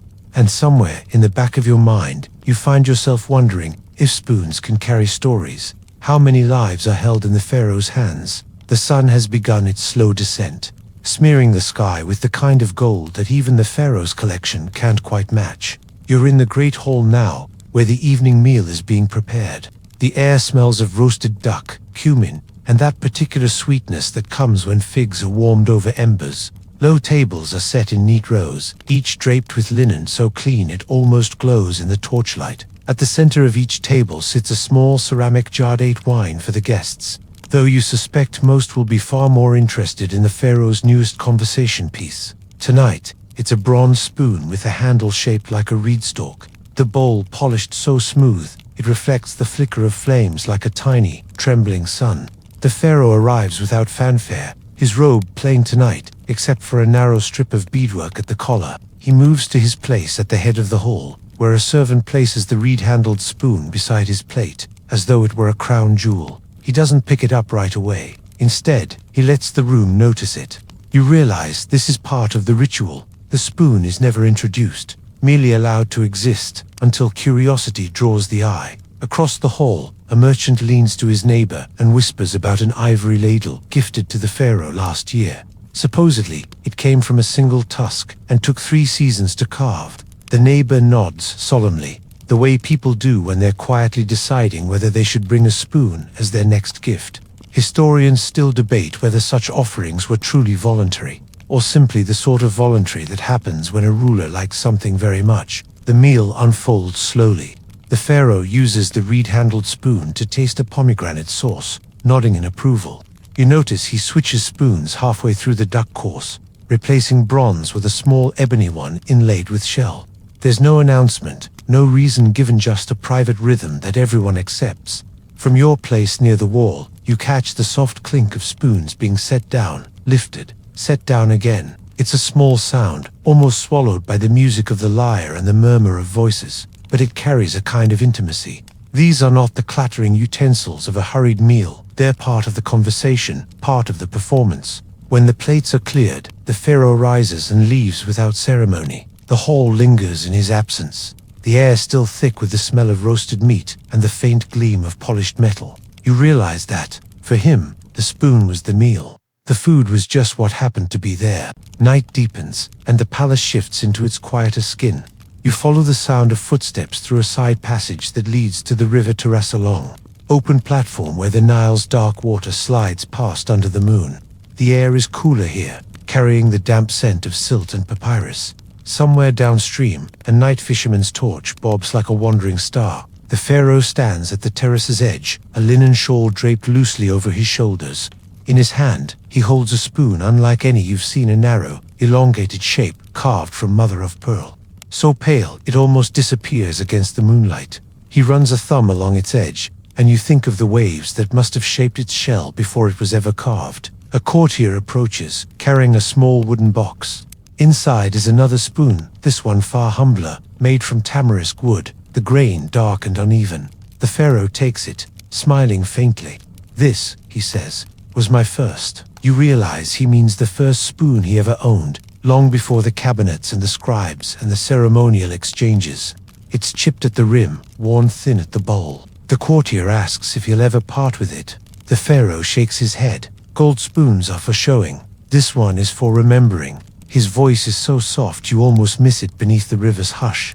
A heron takes flight from the shallows, its wings catching the moonlight in slow, measured beats. You stand there a moment longer, watching the water slip past, thinking about the strange ways people measure their lives, sometimes in monuments, sometimes in victories, and sometimes in the quiet weight of a wooden spoon. Historians still debate whether the pharaoh's collection was meant to be a legacy or just a personal comfort. Standing here, you suspect it doesn't matter. The spoons have already done their work. The night falls in around the terrace, cool and deep, and you feel the first pull of sleep in your bones. But the day isn't done yet. Not here. Not while the river keeps moving. Morning returns with a low, golden light that seeps between the shutters, finding the cool corners of the palace and pulling them reluctantly into the day. You wander into the inner courtyard, where the stone is still damp from the night air. A few early servants cross the space, carrying baskets of herbs and onions from the market. Somewhere nearby, you hear the splash of water in a basin, a deliberate, rhythmic sound, like someone is already polishing the day's events before they happen. It's the pharaoh. He's seated on a low stool, sleeves rolled back, gently washing a spoon in a clay bowl of scented water. The spoon itself is unremarkable, light sycamore, slightly warped, but he handles it as though it's a relic from the gods. You learn it was given to him by an old temple cook in Thebes, who swore it had stirred more lentil stews than any other spoon in Egypt. A scribe appears with a bundle of reed pens tucked into his belt, and the pharaoh hands him a damp papyrus sheet covered in his neat red and black script. It's an ode to the sycamore spoon. You catch a line about the humble servant of soups and the silent witness to 1,000 meals. Historians still debate whether rulers truly wrote such verses themselves or dictated them to poets. But watching the pharaoh's ink-stained fingers, you suspect he's the genuine article. The air warms quickly, the scent of fresh mint drifting from the herb baskets. A guard enters the courtyard with news. A caravan has arrived from the Red Sea coast. The pharaoh's eyes brighten in a way you've seen only a few times. This is not about tribute or taxes. This is about possibility. By the time the caravan's gifts are laid out, the courtyard is buzzing with quiet speculation. There are bolts of dyed linen, jars of frankincense, a handful of carved ivory trinkets, and then wrapped in palm leaves a set of 3 spoons carved from seashell, each one shaped like a teardrop. The pharaoh turns them over in his hands, studying the delicate ridges. "They remember the sea," he says softly, as though speaking to himself. He walks away, still holding one, leaving the other 2 to be catalogued. You notice the seashell gleams against his robe in the morning light, like it was made to be here all along. The midday heat presses down like an invisible hand.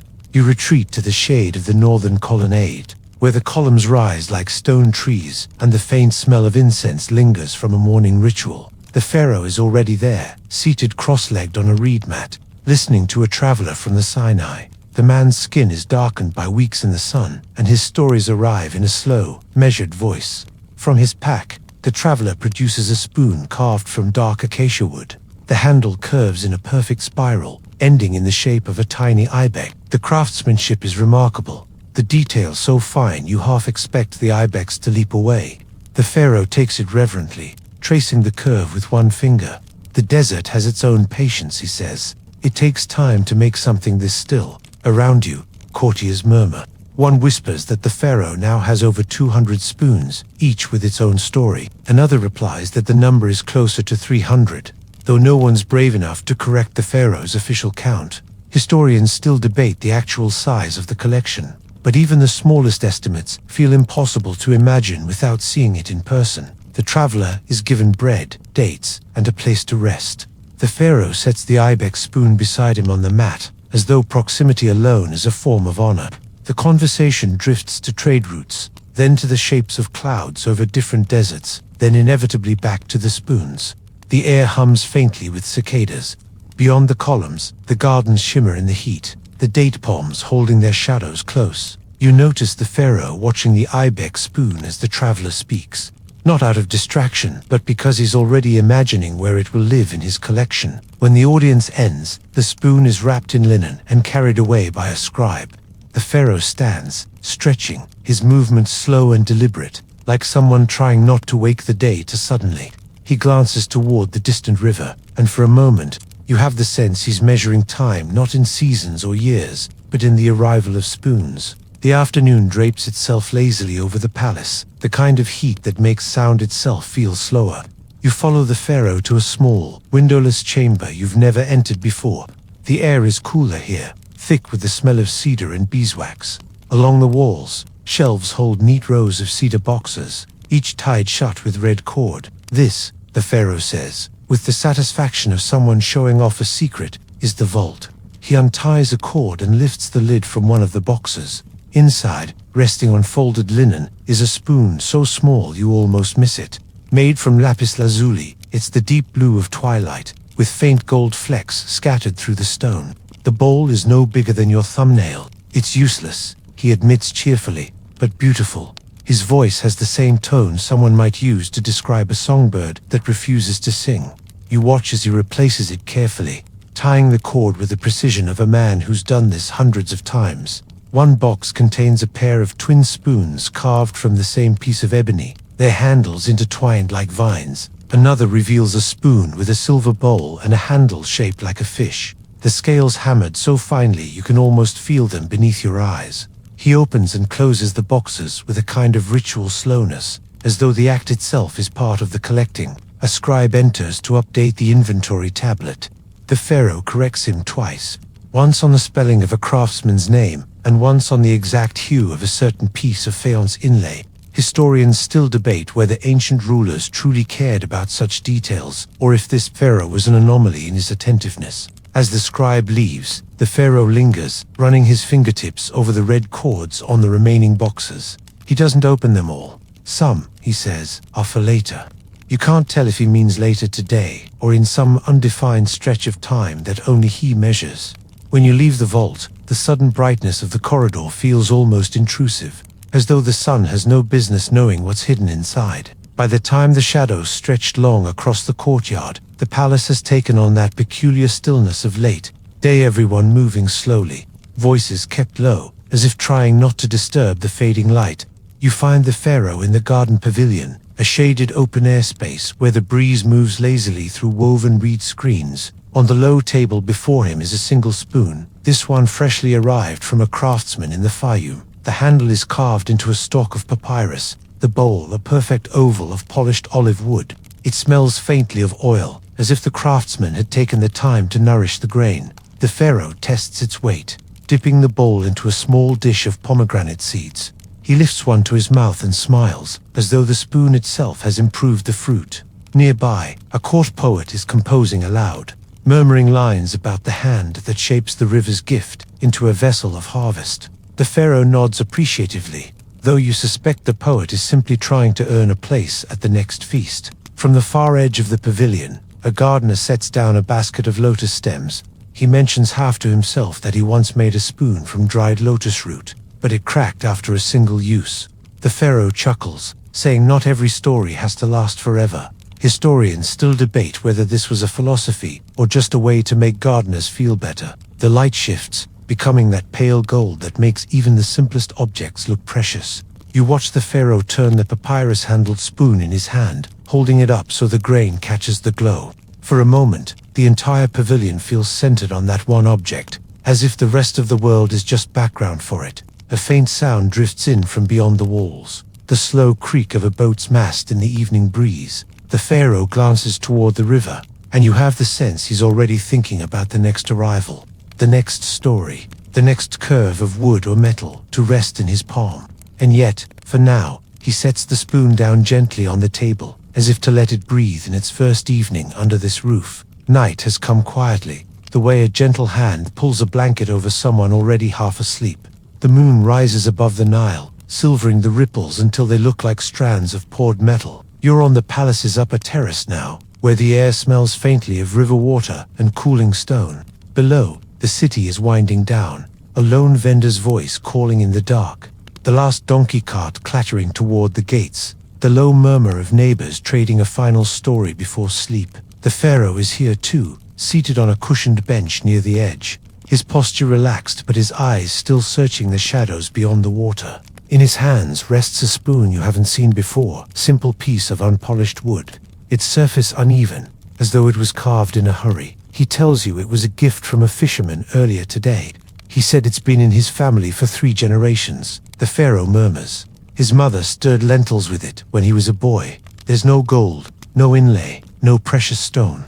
But the Pharaoh runs his thumb along its worn edge, the way some people stroke the spine of a favorite book. He doesn't say it outright, but you can see he knows. This spoon has traveled through more real meals, more real hands, than most of the treasures in his vault. He sets it down on the table beside him, where the moonlight touches it just enough to make it glow faintly. The sounds of the city fade, replaced by the hush of the river. Somewhere a nightbird calls, its voice carrying across the water like a single thread of silk. The Pharaoh leans back, his eyes half closed now, and the night stretches out long and slow. You watch the wooden spoon on the table, and it occurs to you that this is how history actually lives, not in the monuments or the victories, but in the quiet things people keep close, long after the reason for keeping them has faded. The breeze is cool against your face. Your body feels heavy, your thoughts drifting like the river itself. The moon hangs high, steady and patient. You let your eyes follow its reflection until it blurs, and the sounds soften, and the terrace fades into shadow. And somewhere, far in the future, someone might still wonder about the Pharaoh who collected spoons instead of gold. The air is cool, with a kind of dampness that seeps gently into your sleeves. The sort of air that makes you think maybe you should have worn that extra layer, but since you didn't, you'll just walk faster and pretend it was a bold choice. Somewhere in the distance, a church bell lulls its sound across the valley, slow and unhurried, as if it, too, has decided today isn't really about getting anywhere. You stand at the edge of a small medieval village, its timber-framed houses leaning slightly inward, as though gossiping about the newcomers, meaning you. A low mist curls around the thatched roofs, and the smell of wood smoke and damp soil mixes into something vaguely comforting, like an old wool blanket you're not entirely sure is clean. You walk along the uneven lane, each step crunching on gravel, and the occasional reminder that medieval sanitation had gaps. On your left, a walled garden sits behind a gate of crooked oak planks, and beyond that, rows upon rows of leafy green shapes sway gently in the morning breeze. They look, at first glance, like cabbages, because they are but to the people who tend them. Each one has a name, a purpose, and possibly a personality. You probably won't make it through this day without meeting several of them. The gardener himself appears, a stooped man with a wool cap pulled so far down you can barely see his eyes. He waves you in, muttering something about the queen of the winter greens, as though it's perfectly normal to speak of vegetables as royalty. He leads you between the rows, pointing out the subtle differences in the curvature of leaves, the shade of green, the firmness of the head. This one, he explains, is Flanders blue, a variety that's more grey than blue, but sounds more romantic the other way. Over there, St. Agnes curl, its leaves ruffled like a noblewoman's sleeves. A major historical fact floats into your day like the smell of baking bread.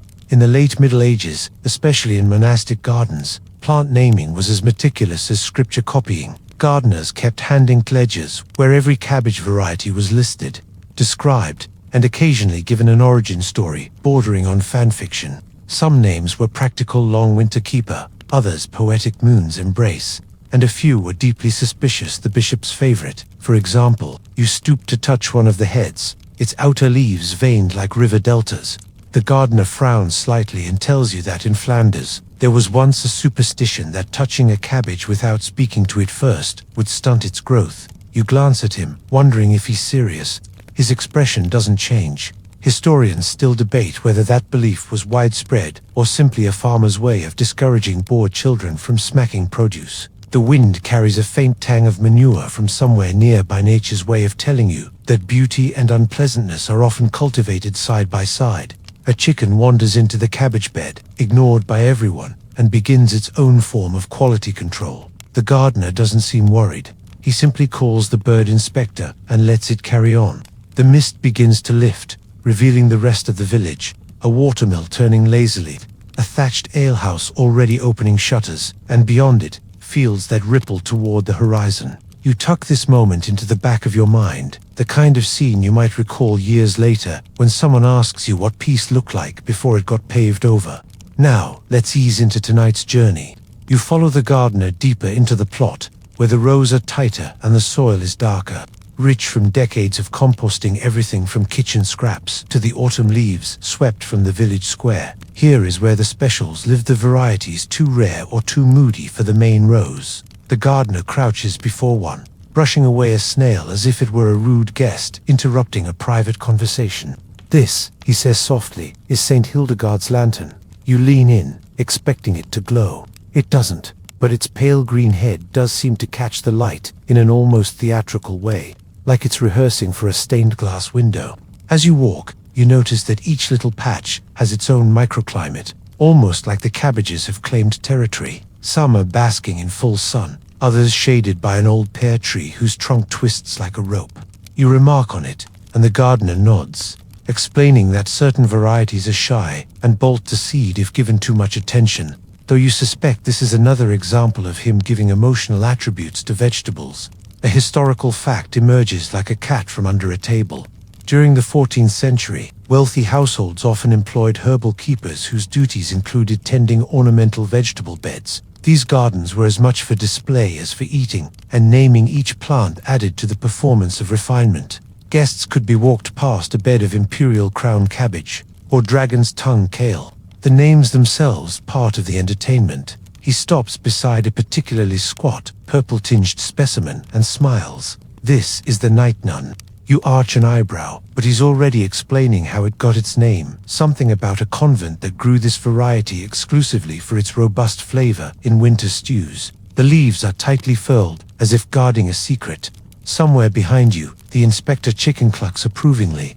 Then comes the obscure tidbit. In parts of medieval France, it was common to bless new vegetable beds with a short recitation, sometimes adapted from church liturgy but swapped with plant names.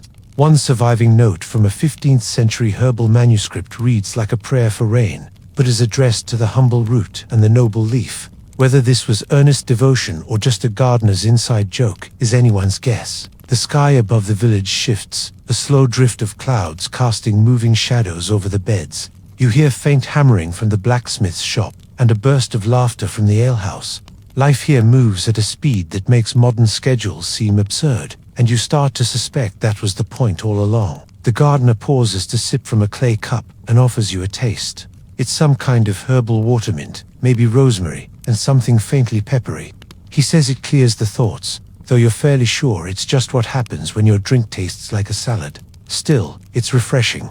As you pass the garden wall again, you catch sight of the lane from earlier. Remember the crooked gate? It's back, framing the view like a painting. Beyond it, a cart creaks by, piled high with bundles of greens heading toward the market. You wonder how many names will be lost by the time they're chopped into pottage, and how many will be remembered only because someone, somewhere, liked the way the syllables rolled off the tongue. Somewhere in the back of your mind, you file away a quiet truth. Naming things, even cabbages, is an act of care. Maybe the gardeners knew that. Or maybe they just wanted an excuse to say St. Hildegard's lantern out loud on a grey morning. Either way, you follow him toward the next row, where the leaves rustle like a crowd, settling in before a play. The next row feels different before you even step into it. The soil is softer here, loamy underfoot, and your shoes sink just enough to make you wonder if this patch is secretly a bog. A wooden sign leans at an angle, painted with the words "Little King's Beard" in a hand, so ornate it's almost unreadable. The gardener kneels and parts the leaves like a curtain, revealing a cabbage with frilly edges and a slightly tufted top as if it truly were wearing a royal beard that had seen better grooming days. You squat down to get a closer look, and the gardener informs you that Little King's Beard was supposedly introduced from somewhere far off to the east, though he admits nobody agrees exactly where it's. Historians still debate whether this is a genuine import or just the result of a local seed strain gone feral. Either way, it has survived centuries, even if its beard hasn't improved. Nearby, A bee works lazily over a cluster of yellow mustard flowers planted between the cabbages. You point at them, curious, and the gardener explains their companions, plants chosen to confuse pests or to keep the soil happy. In the Middle Ages, this was a blend of trialandera, superstition, and occasional inspiration. For instance, one 14th century garden ledger notes that marigolds were planted beside certain cabbages to keep away jealousy. Whether that meant insects or people was left wonderfully vague. You reach out to touch a leaf, feeling its thick, waxy surface. The gardener watches with a smirk. "This one," he says, "is stubborn. It resists the knife."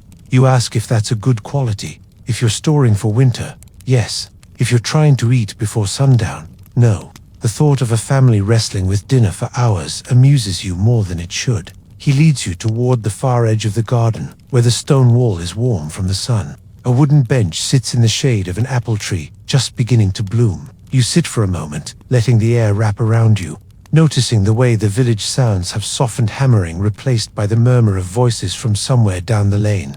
The major historical fact for this stretch slips into the conversation like an uninvited cat. Medieval gardeners often kept plant rolls, long strips of parchment with lists of varieties, planting dates, and yield notes. These were sometimes decorated with tiny illustrations, cabbages with faces, peas wearing crowns, because apparently even a 14th century gardener liked doodling when they should have been working. From somewhere across the wall, a burst of shouting rises, followed by laughter. The gardener doesn't even turn his head. "Market day," he says simply. He explains that a good-named cabbage could fetch a better price, just as a wine with a noble-sounding title might taste exactly like the cheap one next to it, but sell for twice as much. Marketing, it seems, has always been with us. You stand again, brushing the dust from your knees, and follow him toward another gate at the back of the garden. The hinges squeal in protest, a sound that seems to have been aging for decades. Beyond, you can see another patch of tilled earth, smaller, wilder, dotted with what might be cabbages or might be weeds. It's hard to tell. The gardener calls it the nursery, where he tries out experimental varieties. You wonder if one day they'll have names too, or if they'll remain anonymous, quietly doing their green and leafy work without ever being christened. The breeze picks up, carrying the smell of baking rye bread from somewhere in the village. You realize you've been here long enough for the sun to shift noticeably in the sky. The shadows of the cabbage leaves stretch long and slow, pointing toward whatever comes next. The nursery turns out to be a mixture of promise and chaos, a sort of botanical rehearsal space where young plants attempt to grow into their reputations. Here, the rows are less disciplined. Some seedlings lean on each other like tired dancers. Others sprawl confidently, already certain they're destined for greatness. The gardener points to a small, tight-headed cabbage with pale veins. "Unnamed," he says, with a tone that suggests this is a temporary state. He claims he never names them to early its bad luck, like naming a ship before it's seaworthy. You imagine a medieval christening ceremony for vegetables, complete with a priest, a bucket of holy water, and maybe a very confused congregation. The major historical fact here is quietly fascinating. In certain monastic gardens of the 12th and 13th centuries, plant naming was considered a theological act. Names were chosen to reflect virtues, patience, charity, humility, or biblical figures, as if the plants were apprentices in a moral drama. It was believed that such names could guide the plant's usefulness, a kind of agricultural destiny. Whether this worked or not is, as you might guess, unproven. One odd tidbit emerges as you crouch beside a plant with leaves freckled like parchment in some rural corners of England. There was a belief that whispering compliments to your vegetables improved their flavor. Farmers would stroll the rows, murmuring praises under their breath. You're not sure whether this says more about human hopefulness or human loneliness, but it does make you glance at the gardener to see if he's doing it when you're not looking. A cloud drifts over the sun, softening the light, and for a moment the whole patch seems to exhale. You notice the way the air smells faintly of crushed nettle sharp, but not unpleasant. Somewhere nearby, a lark starts singing with the kind of optimism only small birds and very good liars can manage. The gardener bends to check a row of seedlings, then straightens slowly, brushing soil from his hands. "Not all will make it," he says, matter-of-factly. He doesn't sound sad, just realistic. It strikes you that medieval gardening was as much about accepting loss as it was about celebrating growth. A failed plant might become compost, feeding the next generation names or no names. From here, you can see over the low stone wall into the neighboring field, where sheep graze without any apparent need for poetry or naming ceremonies. One lamb kicks its heels and darts after another, then forgets why and returns to grazing. It feels like a good reminder that not everything needs to be catalogued to be appreciated. The gardener gestures toward a particularly lush young cabbage with deep green leaves. Maybe, he says, this one will be St. Elspeth's bonnet. You ask who St. Elspeth was, and he shrugs. No idea. But it sounds nice, doesn't it? And it does, soft and round, like the cabbage itself. The clouds part again, spilling light across the patch, and the leaves gleam as though someone has just polished them for inspection.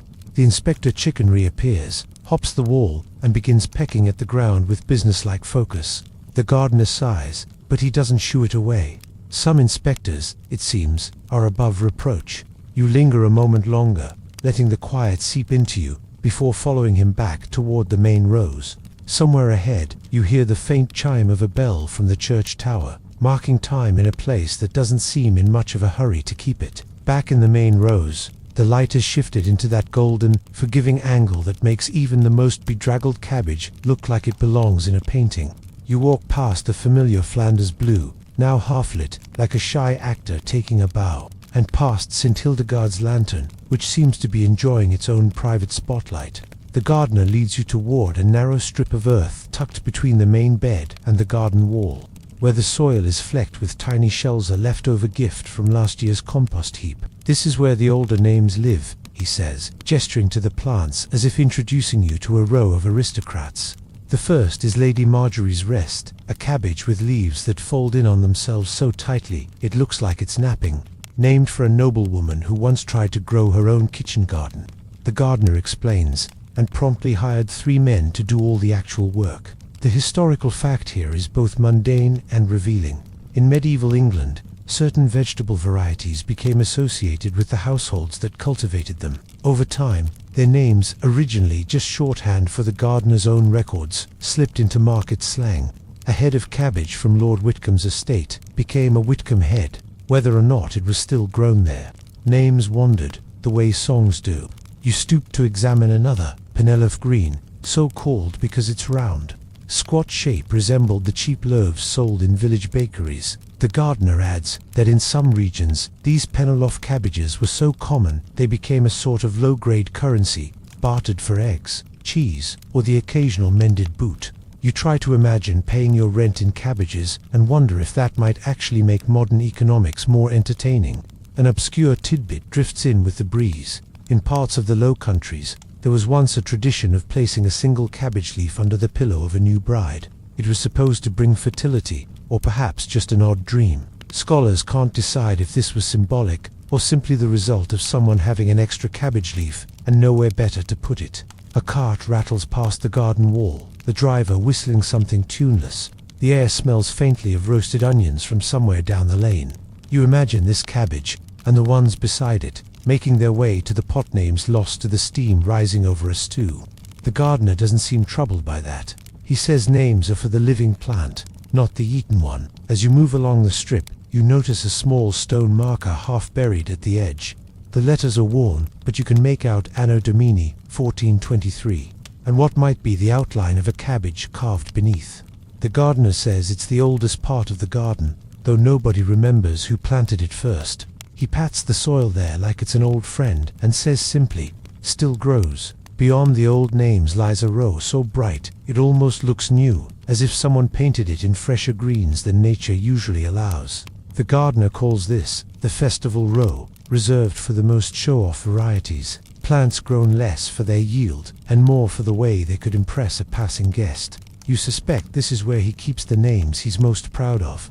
First is the Green Bishop, a towering cabbage whose outer leaves curl upward like a ceremonial hat.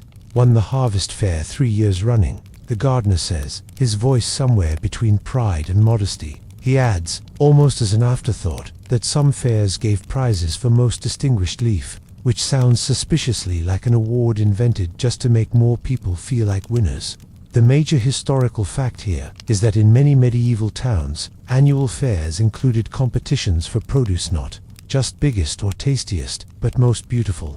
Entries were often labeled with elaborate hand-painted signs, and a memorable name could tip the scales in the judging. Cabbages, in particular, lent themselves to florid titles, partly because they were so easy to grow and partly because they didn't move much while being admired.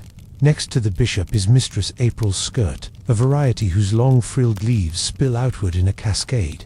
The gardener claims the name came from a ballad about a woman who wore a skirt made of green silk. You privately suspect the name came from someone staring too long at a plant and getting poetic. Your obscure tidbit arrives in the form of a story. In one coastal town, there was a superstition that the first cabbage harvested in spring had to be paraded through the streets before it was eaten. It would be placed in a basket decorated with ribbons and herbs, carried by the youngest apprentice in the garden, and sometimes even blessed by the local priest. Whether this was a fertility rite or just an excuse for a day off work, no one is entirely sure. You run your fingers along the edge of Mistress April's skirt and find it surprisingly rough, like cloth that's been washed too many times. The gardener shrugs when you mention it. Pretty things don't have to be comfortable, he says, as if that's a universal truth. At the far end of the row stands the squire's shadow, a dark-leaved variety that seems to drink in the sunlight instead of reflecting it. You can't decide if it looks dignified or slightly ominous. The gardener leans in and says this one is notorious for attracting more caterpillars than any other variety. They think it's safer here, he explains. You wonder if that says something about the squire. From somewhere in the village, the scent of baking pies drifts over the wall, warm and spiced. The inspector chicken wanders into the row, pecks at the green bishop with complete disregard for its ecclesiastical dignity, and wanders out again. The gardener watches it go without a word, as if this is just another part of the day's inspection. The sun has tipped toward late afternoon now, shadows lengthening across the beds. You can feel the slow pull of the day winding down, though here, among the named and unnamed leaves, time seems less like a clock and more like a tide. The light now has that mellow weight that makes the whole garden seem like it's been draped in honey. You follow the gardener toward a narrow bed tucked against the south wall, where the warmth lingers long after the rest of the garden has cooled. These, he says, are the travelers. The cabbages here are unlike the others' leaves, tinged with red, some frilled, others narrow as a curled fist. The first one you meet is Pilgrim's Rest, a cabbage with mottled leaves in shades of green and bronze. The gardener claims it was brought back from a crusade, though whether that means it was carried by an actual knight or just a merchant with a good story is unclear. Historians still debate how much foreign produce actually traveled with returning armies. Some say the plants, others say just the seeds, and a few say the whole thing was made up to justify a higher market price. You run your fingers over the leaves and feel how they're slightly tougher than the others, a quality the gardener says makes them last longer in storage. He winks and calls it journeyman's cabbage because it keeps as long as a traveler's gossip. Your obscure tidbit arrives via a side remark. In parts of 15th century Italy, households with gardens would sometimes give their cabbages mock passports. The documents, hand-sketched and signed by the family head, would list the cabbage's place of origin and current residence. Was this a joke? A form of garden record-keeping? A drunken uncle's idea? We will never know, and perhaps that's for the best. Next to Pilgrim's Rest is Venetian Whisper, its leaves striped faintly with silver. The gardener says it was once thought to be medicinal, brewed into a bitter tea for stomach ailments. You imagine a medieval patient sipping cabbage tea and suspect they might have preferred to keep the ailment. You pause at the last plant in the row, a squat, bright green head with a faintly sweet scent. This, the gardener tells you, is caravan light. It's meant to be eaten the day it's cut, he says. No storing, no drying, just straight to the pot. There's something refreshing about that, no pretense, no legacy, just a brief, delicious existence. A soft breeze pushes the warm scent of crushed herbs toward you. Beyond the wall, you hear the faint clink of cups in the alehouse. The day feels both full and unhurried, as if it has room for everything without needing to rush. You wander toward the farthest corner of the garden, where the beds loosen into patches, and the patches blur into what could almost be meadow. Here, the cabbages grow in gentle disarray, mingling with herbs, wildflowers, and the occasional stray onion that's clearly lost its way. This is the storyteller's corner, the gardener says, kneeling to brush soil from a small, crinkled head. Names here don't come from the plant, they come from what happened while they were growing. The first you meet is the miller's apology. Named, he says, after a summer when the village miller accidentally flooded part of the garden, only this single cabbage survived, so it was given a name to commemorate both the mishap and the awkward gift of flour the miller brought as penance. The historical fact tucked into this scene is that in medieval Europe, gardens often doubled as living records of local events. Certain plants were named for weather disasters, visiting dignitaries, or even scandals. These names could last for decades, passed along like family stories, half truth, half embellishment. Beside the apology cabbage is Two Lanterns Night, with leaves so pale they almost glow in the afternoon light. The gardener explains it sprouted during a festival when 2 lanterns were hung at the garden gate. An odd detail no one now recalls the reason for. The obscure tidbit is a charming one. In parts of the Rhineland, children were once told that every cabbage had a birthnight, and if you stayed up late enough, you could hear it sigh when it unfurled its leaves for the first time. Was it meant to encourage patience, or simply to keep children occupied while the adults brewed ale? The answer remains hidden, possibly under a cabbage leaf. You kneel beside 2 lanterns night, the soil cool under your palms. The air is quieter here, away from the bustle of the main rows. Even the inspector chicken, usually eager to follow you, seems to have decided this patch is too solemn for its duties. At the edge of the storyteller's corner is a cabbage with no name yet just a stake marking its spot. The gardener says he's waiting. The right story hasn't happened to it yet. You find yourself wondering what small event, a sudden rain, a misplaced shoe, a whispered word might one day christen it. Above you, the sky begins to lean toward evening, the blue deepening, the air cooling in slow increments. Somewhere, a door creaks shut, and the sound blends with the rustle of leaves. Like a page turning in a very old, very patient book, the evening light has taken on that fragile, almost transparent quality, as if the day itself is thinning. You follow the gardener down a narrow path, lined with small clay pots, each one sprouting something green and determined. Seed trials, he says, though you suspect that's just the formal name for pots I'm not sure about yet. The first cabbage here is Merchant's Boast. Its leaves so tightly wrapped, it looks like it's guarding something scandalous. The gardener says it came from a trader who swore it was the finest green in Christendom, a claim later downgraded to good in soup. Historians still debate whether such traveling seeds truly transformed medieval diets, or merely added a dash of novelty. The truth, like many medieval claims, is probably somewhere between a miracle and a mild exaggeration. Your fingers brush a neighboring plant. Quiet Sunday, it's pale, ruffled leaves spreading loosely, as if it hasn't got the energy to keep itself together. The gardener says it grows best when left alone entirely, which sounds suspiciously like a plant after your own heart.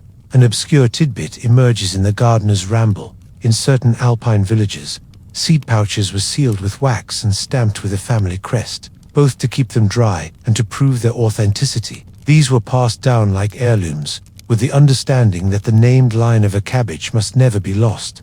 It was gardening as genealogy, but leave here, you squat down to examine Quiet Sunday more closely and notice a snail balanced precariously on one leaf, swaying slightly in the breeze. The gardener plucks it off and sets it gently in the grass, saying, "Everything eats, but not my trials." There's something comforting about his calm eviction style. The sun dips a little lower, the garden turning more gold and green. Somewhere beyond the walls, you hear the deep, slow toll of the church bell, each note like a stone dropped into still water. The sound seems to settle into the soil itself. At the far end of the row is a pot with a label so smudged you can only make out the word moon. The gardener says he hasn't decided if it's worth naming yet. You can tell by his tone that, secretly, he hopes it will surprise him. By now the air has cooled enough that you can see the faintest breath when you exhale. The gardener leads you toward a patch just outside the formal rows, a place where cabbages mingle with tall grasses and late summer flowers. Wild kin, he says. These aren't cultivated so much as tolerated.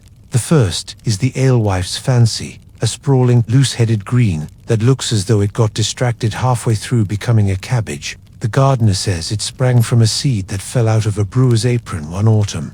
Whether this is true or simply his way of dressing up a weed, you can't decide.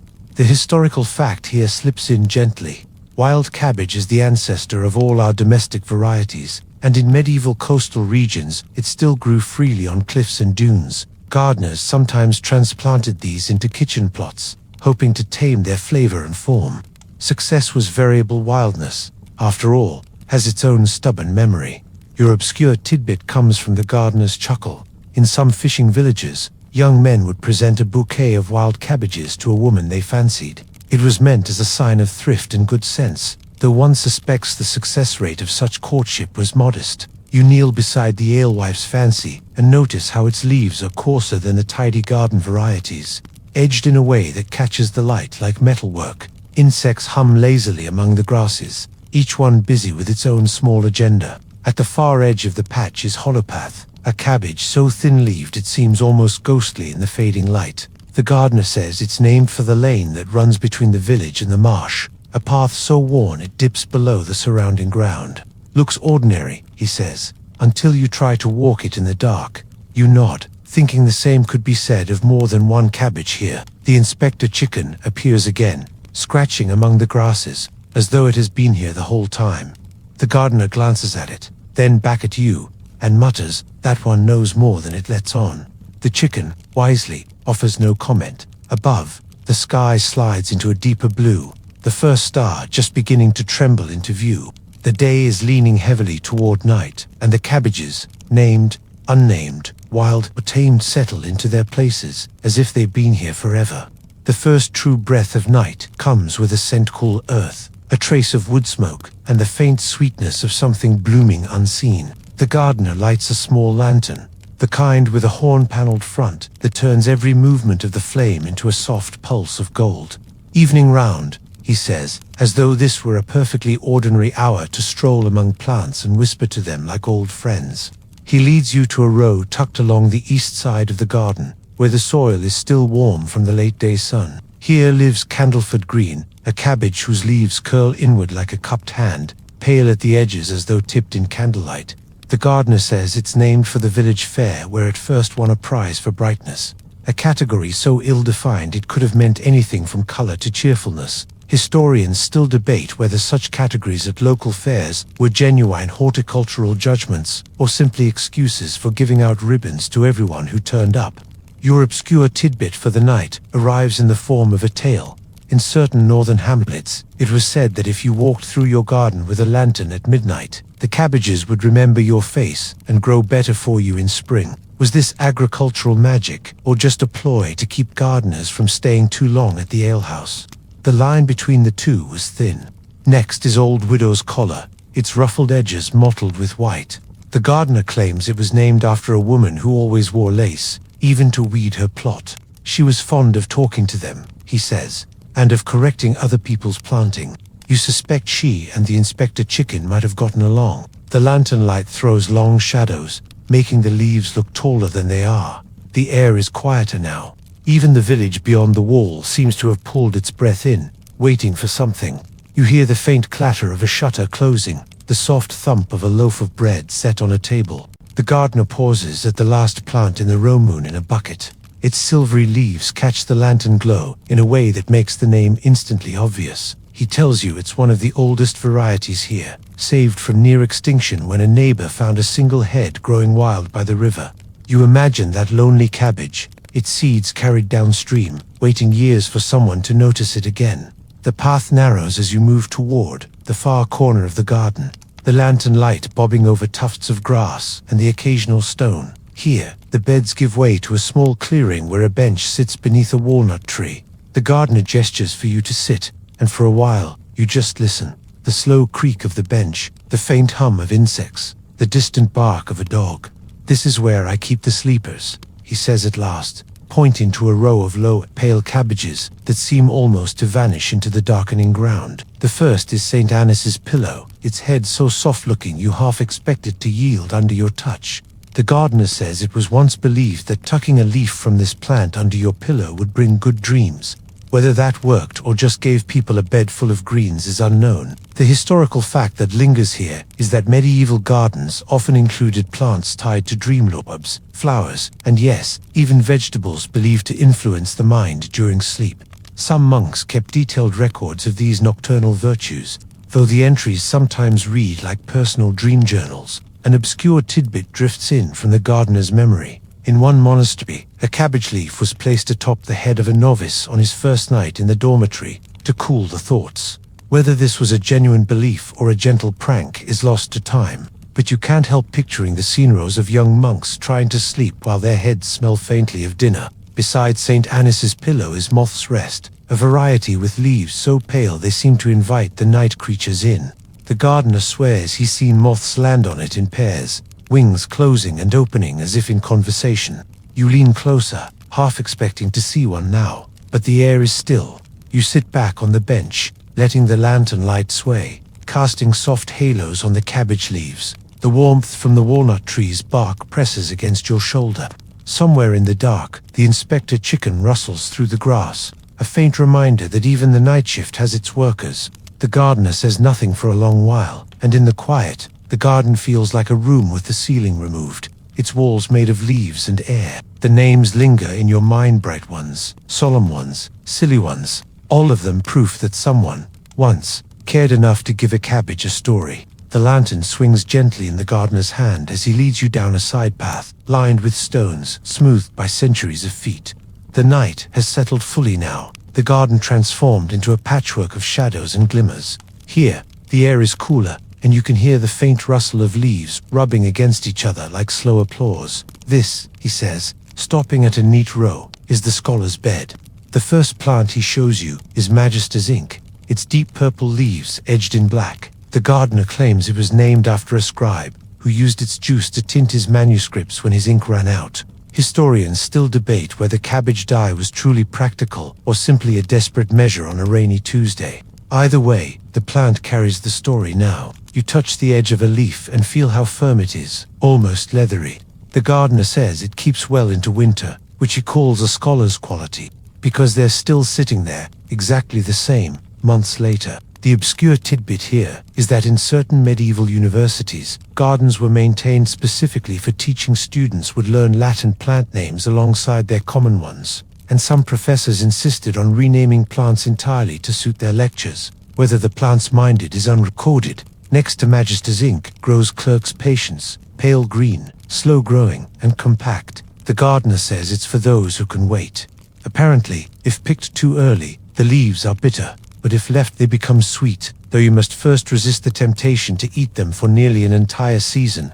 You think this might make it the vegetable equivalent of long-form poetry. The lantern casts a golden oval on the path, and for a moment you can see your breath curl into it before disappearing. Somewhere beyond the wall, an owl hoots once, then again, as if confirming attendance. At the end of the scholar's bed is glossary leaf, a loose-brilled variety the gardener says is named for the way its veins look like scribbles on parchment. You crouch to look closer, and it does seem as though the plant has been writing something in a language you can't quite read. From the scholar's bed, the gardener leads you toward a narrow gate, half hidden by overgrown rosemary. The hinges groan like a tired singer clearing his throat, and beyond lies a strip of earth bordered by low woven hurdles. Private stock, the gardener says, with a faint smile. The first plant here is Lark's Guard, a cabbage with a tall, thick stem and small, tight leaves. The gardener explains it's less for eating and more for keeping its tough leaves deter pests from venturing deeper into the row. You think of it as a bouncer in leafy form. The historical fact here is that companion planting in medieval times wasn't just about yield. Certain plants were deliberately chosen to act as living fences, slowing down pests or sheltering more delicate crops. Records from a 14th century estate even mention paying extra for the tall guards, though whether that meant the plants or the gardeners themselves is charmingly ambiguous. Your obscure tidbit is whispered, as though sharing a secret. In some villages, people believed that if a cabbage guard was stolen from a garden, the thief would be cursed with a tongue that could not taste salt for 7 years. There's no evidence this actually worked, but you imagine it must have made potential thieves hesitate. You step past Lark's Guard and see Midwife's smile. Its broad leaves cradling the head so closely it does look like a protective embrace. The gardener says it's named for a woman in the village who brought more children into the world than anyone could count and who swore by cabbage broth for the first meal after birth. You wonder how many of those newborns would later wander past this very patch, unaware they'd been part of its story from the start. At the far end of the private stock is fiddler's green, a variety so bright in the lantern light it almost glows. The gardener says it's best eaten fresh, before it can think too much about itself. You like the idea of a cabbage with self-awareness as a liability. The air here feels even more still than the rest of the garden, as though the rosemary hedge keeps not just pests out but noise too. You can hear the faint creak of the gate as it closes behind you, sealing in the scent of herbs, cool soil, and 100 quiet histories. The gardener slows his pace now, as though the night itself has asked him to. You follow along the final path, where the lantern's glow dances in and out of shadow, the leaves catching its light in shy, flickering glances. The garden feels fuller than it did in daylight, every rustle sharper, every scent stronger, as if the plants are speaking more freely once the sun is gone. This, he says, is the row I never quite finish. You see why? It's a mix of everything, old varieties leaning toward the new, neat heads next to wild tangles. The first is Wayfarer's Fold, a cabbage with leaves that curl like the corner of a travel-worn map. The gardener says it always turns up in odd spots, even when he hasn't planted it. Some things, he murmurs, just arrive. Beside it is Last Bell, its deep green leaves edged in a faint gold. He tells you it's named for the final chime of the church tower each night, when the village settles into itself. He adds that some people swear the leaves taste sweeter if picked after that bell has rung. Historians still debate whether this is a quaint superstition or simply an excuse to harvest in the cool of the evening. Your obscure tidbit for this last stretch: in certain remote monasteries, gardeners were instructed to end their day by naming each plant they passed on the way back to the dormitory, as a form of gratitude. Whether this was devotion, ritual, or simply a way to make sure the gardener hadn't left tools lying about as lost to time. At the far end of the path is a small, nameless cabbage. The gardener doesn't speak for a long moment, just rests his hand on its leaves. Some names, he says at last, aren't ready yet. You stand together in the quiet, the lantern flickering against the dark, the garden around you holding its breath, and then slowly, without announcement, you begin the walk back. The air is warm and faintly sweet, like bread cooling somewhere you can't quite see. You stand in the middle of a dusty road in the small hill town of Clell. The name doesn't matter, because even the locals pronounce it differently depending on how long they've been awake. It's sometime in the late Bronze Age, around 1300 BCE, although the only clocks here are the shadows leaning lazily across doorways. The sun has climbed to a point in the sky where work is supposed to happen, but the town looks like it misplaced the concept entirely. To your left, a woman in a faded linen tunic is pretending to sort grain, though really she's just poking it with a stick. To your right, two men are in the middle of a highly competitive game of stare at a goat until it moves. The goat appears to be winning. There's a breeze, faint enough to suggest it might be asleep too. The year's harvest was good. The wine amphorae are stacked in the cool shade of the communal storehouse, and this morning's trade caravan has already left, taking with it the only sense of urgency for miles. In a way, you're in the perfect place to talk about the man who will, entirely by accident, invent what future generations will call napping. You probably won't make it through this day. He's not here yet, of course. At the moment, he's trudging back from the olive groves, dragging a basket that holds exactly 3 olives, and a stick that might, if you squint, resemble a spear. His name is Athos, which sounds grand enough until you meet him. He's 23, has the posture of a dropped loaf of bread, and an expression that says he's always on the brink of remembering something important, but never quite does. You hear the light clink of bronze bracelets from a nearby porch. A group of older women is shelling beans and speculating about whether the new moon will bring more rain. One claims the gods listen better if you whisper. Another insists the gods ignore this town completely because the temple's sacrificial goat has the wrong attitude. Historians still debate whether this was a widespread belief or just the result of one particularly stubborn goat. The road curves gently past low stone walls, each topped with drying herbs. The air smells of thyme, dust, and the faint yeasty tang of beer that's been sitting in the sun too long. It's the sort of place where time isn't measured in hours, but in how long it takes for a shadow to crawl from one side of the street to the other. That shadow, by the way, is winning too. Athos finally steps into view. He gives you the kind of nod that says, "Yes, I exist, but let's not make a big deal about it." You can tell he's been up since dawn because his hair is doing an impression of wild grass after a rainstorm. He drops the basket of olives near a doorway, mutters something about needing to think, and promptly sits down against the wall. And here, dear listener, is the moment, though neither he nor anyone else realizes it, where the idea of deliberately stopping work to rest will begin to germinate. For now, it's just one man, slouching into a patch of shade, watching dust motes swirl like lazy constellations. The cicadas start up again, their steady drone, a kind of hypnotic percussion. Your eyelids feel heavier just hearing it. There's no hurry, no watch ticking, just the slow sway of heat, the faint rustle of laundry on a line, and the knowledge that the day will roll on with or without your participation. Now let's ease into tonight's journey.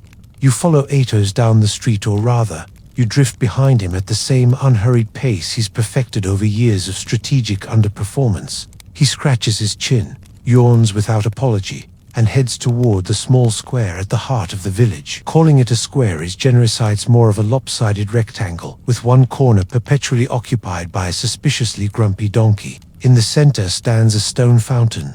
It doesn't work, and hasn't for at least 2 generations. But the locals keep tossing flower petals into the basin, as if the gesture might wake it up. Today, a single duck is sitting in the dry bowl, looking faintly offended by its own existence. Atos tips his head at it in a greeting that borders on solidarity. He makes his way toward a shaded portico, where 3 old men are playing a board game involving pebbles, carved sticks, and rules so complex they seem to change mid-turn. One of them claims the game was invented by a famous general, though nobody can remember which one. The historian in you wants to ask for a source, but the storyteller in you knows the answer would be "my cousin told me." Atos doesn't join the game. Instead, he lowers himself onto a bench in the corner, stretches his legs out, and closes his eyes for exactly the amount of time it takes to make everyone else slightly uncomfortable. You get the sense that here, sleeping in public isn't considered rude, it's considered strategic energy conservation. The town, you notice, is unusually quiet for midday. That's because it's market day in the next village over, and most of the able-bodied residents have gone there to barter grain for copper tools or dates for gossip. Those left behind are either too old, too young, or too indifferent to care. This leaves the streets wide, sunlit, and just echoing enough to make your footsteps sound vaguely important. Atos half opens one eye to watch a cat slink past. The cat pauses at the bench leg, considers scratching it, then decides the effort isn't worth the reward. You suspect this cat and Atos might be related spiritually, if not biologically. From somewhere nearby drifts the scent of flatbread baking on a hot stone. Your stomach notices before you do, and you realize that in a town like this, the only calendar you need is the daily rotation of smells. Bread in the morning, stew in the evening, wine all the time. An older man wanders by carrying a bundle of reeds. He pauses to tell Atos that he should be helping fix the fish traps by the river. Atos nods solemnly, as if this is a profound suggestion, and then proceeds to do absolutely nothing. The man moves on, muttering something about the youth. That sounds suspiciously similar to complaints from every era in history. There's a rumor going around, whispered at the well, traded in low voices at the communal oven, that Atos once fell asleep standing up during a ritual to honor the harvest goddess. Some say this is why the next season's figs were unusually small. Others say it's because the weather was too dry. Historians still debate whether this was divine punishment or just bad luck with the fig trees. The sun slips a little lower, the shadows stretching like cats in a square.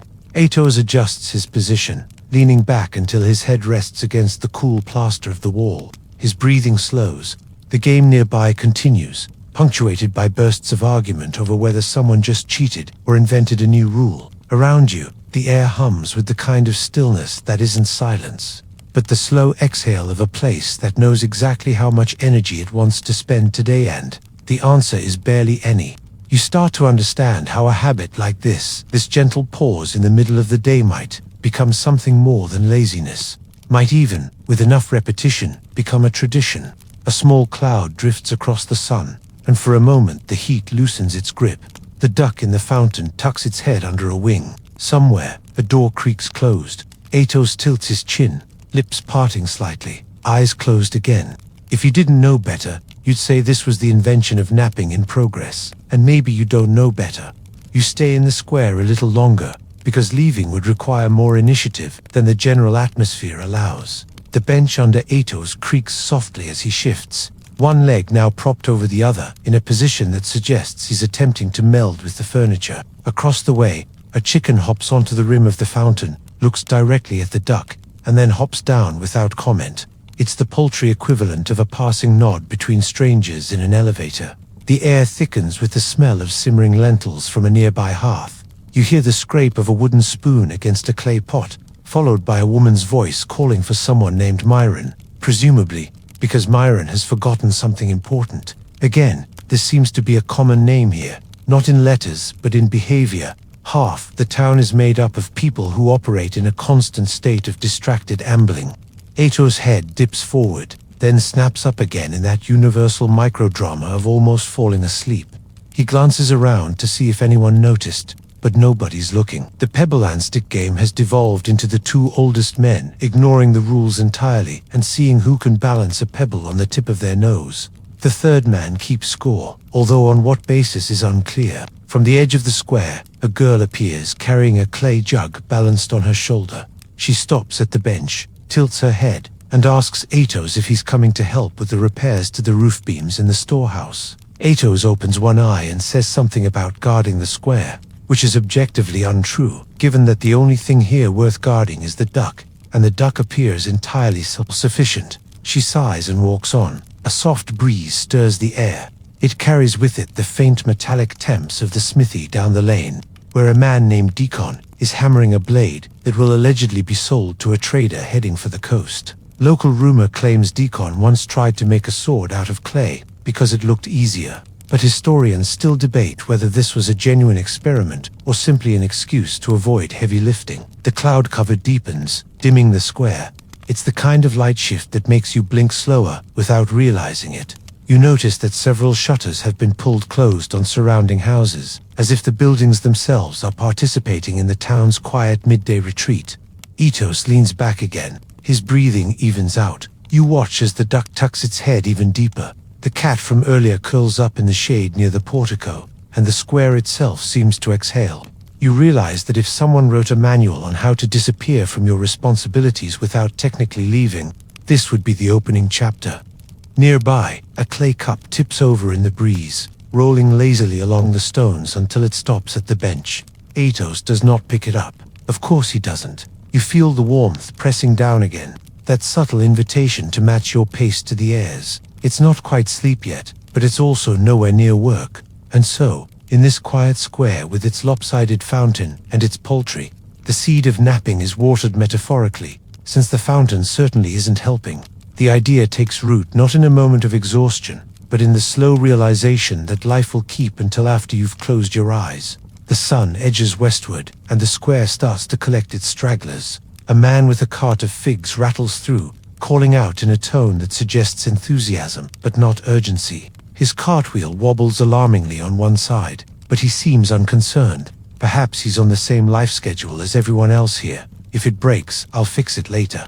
Aretos rouses slightly as the cart passes, accepts a fig from the vendor with a nod, and eats it slowly enough to qualify as a meditative act. You can almost hear him thinking. Chewing counts as work. From the corner of the square comes the sound of a reed flute, tentative at first, then more confident, though never quite in tune. The player is a boy sitting cross-legged in the shade of the temple wall. His melody drifts lazily, like smoke from a cooking fire, curling around the edges of the day. Nobody claps, but that's not an insult. Here, applause might be considered a bit too awake. Aretos finishes his fig and brushes the dust from his hands. He glances toward the street leading to the olive groves, then to the lane that winds down toward the river. Both routes clearly represent effort, and so he takes neither. Instead, he stands, stretches with the slow grace of someone who has never rushed in his life, and ambles toward a narrow alley shaded by vine-covered trellises. You follow him, because what else are you going to do on errands? The alley smells of crushed grapes and sun-warmed wood. Bees hum softly somewhere nearby. The shade here is cooler, the light dappled on the ground in shapes that shift and sway like they're whispering to each other. At the far end of the alley is a small courtyard, where two women are sorting wool. Their hands move automatically, their conversation drifting between complaints. about last winter's storms, and speculation about whether the trader from the coast will bring more dyed cloth this year. One of them mentions a rumor that a city far away has buildings taller than the olive trees. Aretos pauses to consider this, as though deciding whether such a place would be worth the trip. He doesn't decide. Historians still debate whether these coastal traders exaggerated tales of distant cities for dramatic effect, or whether the listeners simply embroidered the details over time. Either way, the image hangs in the air like a story you want to believe. Aretos eventually settles onto a low wall, just outside the circle of wool workers, close enough to listen but far enough to avoid being handed a task. His eyes half close. Somewhere above, a bird makes a single call and then falls silent, as if the very idea of conversation has been deemed too energetic. The women keep working, the wool piles slowly growing. Aretos tilts his head back, letting the trellis-filtered sunlight wash over him. His breathing slows again. It occurs to you that maybe the invention of napping wasn't a eureka moment at all. Maybe it was a long series of afternoons like this, strung together until someone finally admitted, "We should probably just make this a thing." You can almost feel the fabric of the day loosening, threads slipping out one by one, leaving only the soft hum of bees, the gentle scrape of wool on wood, and the steady rhythm of someone not doing much at all. The courtyard feels like it has been here forever, worn stone underfoot. The faintly sweet smell of wool lanolin clinging to the air, the way the vines overhead filter the sun into fractured gold. Ato's head lolls slightly to the side, the sort of angle that would look uncomfortable to anyone who hasn't trained in the subtle art of mid-afternoon drifting. From the corner, a clay jar tips and wobbles on its base. One of the women deftly steadies it with her foot without breaking the rhythm of her work. She's telling the other about a dream she had, something involving a fish that could speak in perfect sentences, but only about the weather. Ato's eyes still half closed, chuckles under his breath, as if he's either heard the same dream before, or is just amused at the idea of a meteorologically inclined fish. A rooster crows from somewhere beyond the alley. This is not an early morning crow. It's the kind that says, "I do what I want, when I want." The women ignore it. You find yourself thinking that time in this place isn't so much measured as it is casually suggested. Aretos shifts, reaches into the pouch at his belt, and pulls out a single dried fig. He eats it slowly, pausing between bites, as though assessing whether the fig is meeting its full potential. A bee drifts close, hovers in front of him, then decides he's not worth the trouble. The women begin to hum softly, a wordless melody you suspect has been passed down through generations. Historians still debate whether such work songs served a practical purpose, helping to keep rhythm and pace, or if there was simply a way to make the hours feel less heavy. Either way, it wraps around the courtyard like a light shawl. You remember the square from earlier, with its stubborn duck and balancing pebble competitions, and realize that the whole town seems to operate on the principle of conserving effort unless absolutely necessary. It's as if the culture has quietly agreed that the best way to endure the heat and length of the day is to treat movement like a luxury item. The breeze picks up, carrying with it the faint briny tang of the sea. The coast is still a long walk away. Aretos leans back against the wall, stretching his legs out so far that one sandal dangles just above the dusty ground. You can almost hear the invisible ledger in his mind. Current tasks completed, none. Future tasks planned, also none. Somewhere, a door creaks open, then shuts again with a hollow thud. A dog barks once, but it sounds more like a lazy acknowledgement than a warning.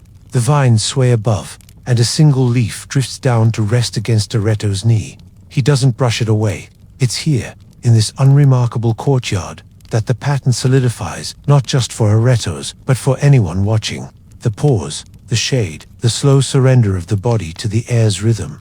If work is the scaffolding of life here, then rest is the paint, the thing everyone notices, the thing that makes it bearable to look at. Aretos eventually stands, not because he wants to, but because his stomach makes a sound loud enough to be impolite in company. He nods to the women, who nod back without pausing their work, and wanders out into the main lane.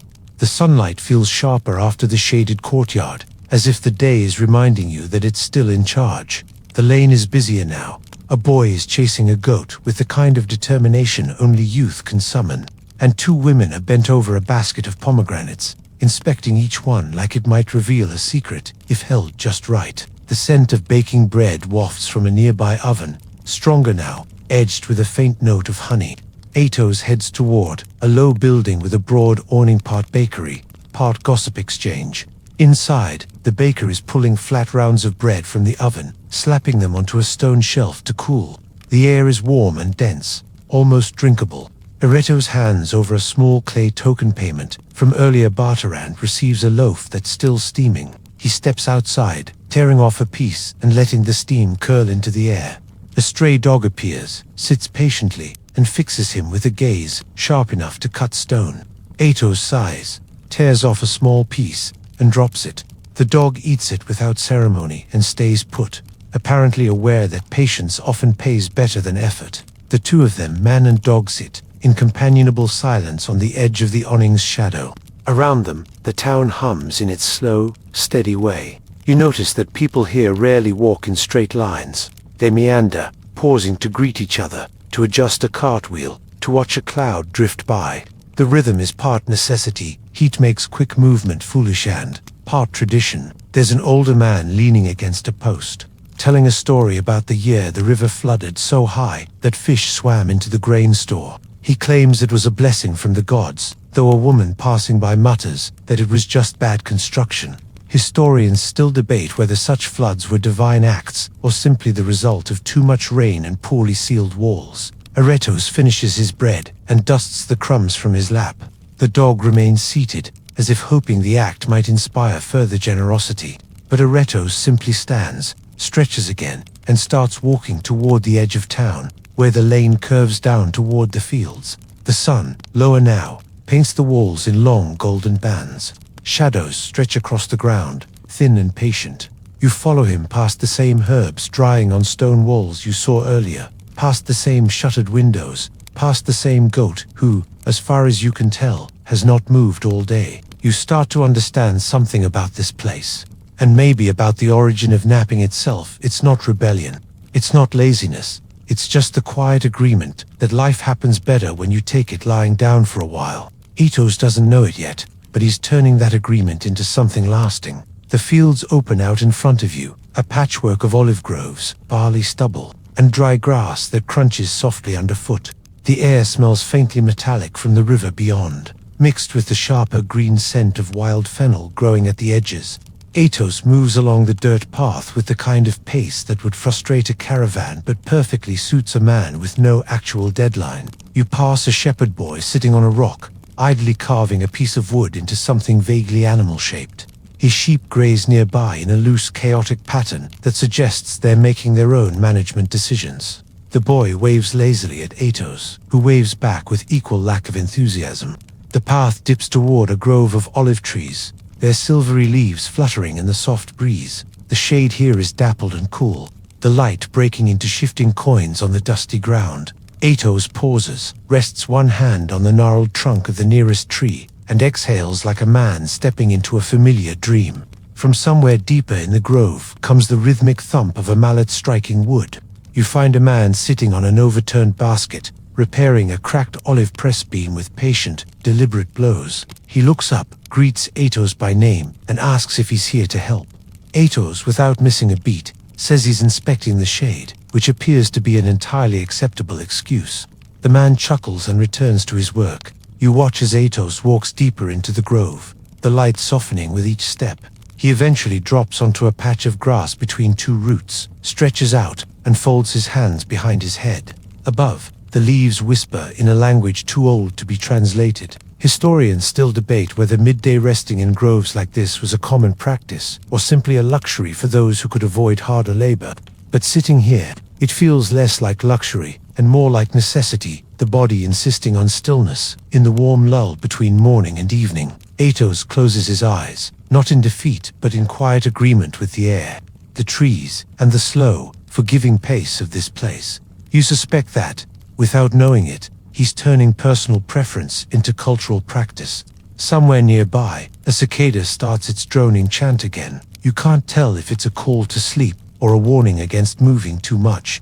Either way, it works. When you next notice Atos, he's still in the same spot, but the sunlight has shifted, brushing the tops of his sandals and warming the edge of his tunic. A bee buzzes lazily past his ear, ignored. His breathing is steady, his chest rising and falling like the slow tide of a very small sea. You take in the grove around you, the deep green shadows, the dry earth crumbling softly under fallen olives, the occasional creak of branches swaying in the light wind. It's not empty here. It's just unhurried. Even the insects seem to have arranged their day to avoid unnecessary flapping. Ato stirs not to get up, but to roll onto his side, one arm tucked under his head, his eyes half open, gaze unfocused, then close again. This, you realize, is a key development. The transition from sitting in rest to lying down in rest. From just pausing to let's admit what this is. Far off, a woman's voice calls out, faint but clear, carrying through the olive trees. Atos tilts his head, listens for a moment, then decides quite firmly not to respond. If the message were urgent, the messenger would be here already. A small lizard scurries along the tree trunk beside him, pauses as if considering the man on the ground, then flicks its tail and disappears into a knot in the bark.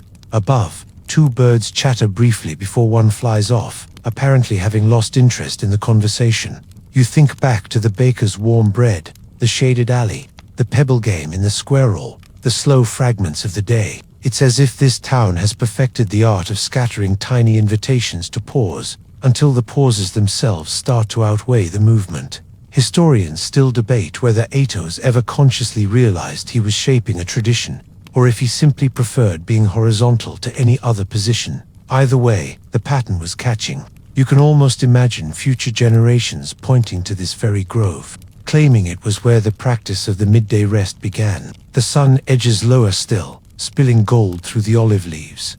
Atos breathes out, long and soft, the sound almost indistinguishable from the breeze itself. And for a moment, you feel the weight of the world loosen, just enough to make stillness seem like the most important work there is. The shadows in the grove have lengthened, turning the spaces between trees into little pools of cool darkness. Somewhere nearby, a grasshopper clicks, pauses, and clicks again, like it's testing the rhythm of the afternoon. Aretos shifts onto his back, blinking slowly at the patch of sky, framed by branches overhead. The light there is pale now, softened by the hour. From down the slope, you hear the quiet splash of water, someone at the river, perhaps rinsing cloth or filling a jar. The sound carries in a lazy arc, folding into the background until it feels less like an activity and more like part of the grove's own breathing. Aretos finally sits up, rubbing his face in a gesture that's halfway between waking and deciding whether to bother. He plucks a fallen olive from the ground, rolls it between his fingers, and tosses it lightly toward a tree. It bounces once, lands in a tuft of grass, and stays there. Even gravity seems to be operating on a slower schedule here. He stands, stretches, and begins wandering toward the source of the splashing. The path leads you to the river's edge, where a woman is indeed rinsing cloth-thick wool, dyed a deep, uneven red. She greets Aretos without looking up, and asks if he's there to carry the cloth back to town. He replies that he's still in the thinking phase of the day. She snorts, but doesn't press him. The river is low this season, narrow enough that you can see the smooth stones at the bottom. A few fish flicker in the current, each movement small and precise. You wonder if this is the same river from the old man's story about fish in the grain store. Historians still debate whether that story was true or just a particularly ambitious boast. Aretos crouches by the water, trailing his fingers along the surface. The ripples break the reflection of the trees into fragments, little pieces of green and gold drifting away.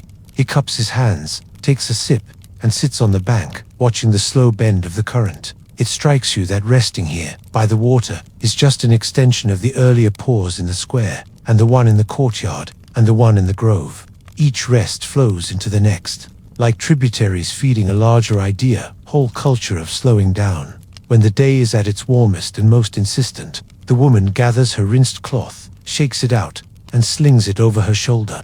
Without another word, she heads back toward the town. Aretos remains seated, letting the sun warm his back, while the cool damp of the river air brushes against his face.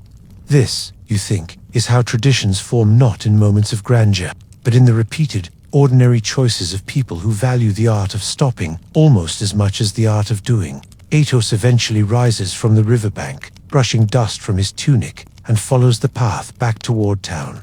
The walk is unhurried, punctuated by pauses to look at nothing in particular. A knot in an olive trunk, a patch of flowers with petals like miniature suns, a stone wall with a lizard sunning itself on top.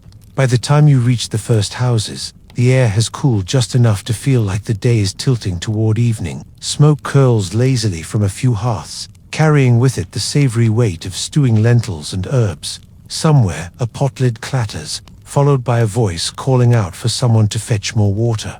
Athos drifts toward the square again. The duck is still in the fountain, now standing on one leg, like it's experimenting with advanced relaxation techniques. The pebble game has ended, replaced by two children playing a chasing game around the dry basin. One of the old men is dozing openly, chin resting on his chest, hands folded in his lap. Athos takes his seat on the same bench as earlier, nodding to the man beside him, who mutters something about the weather.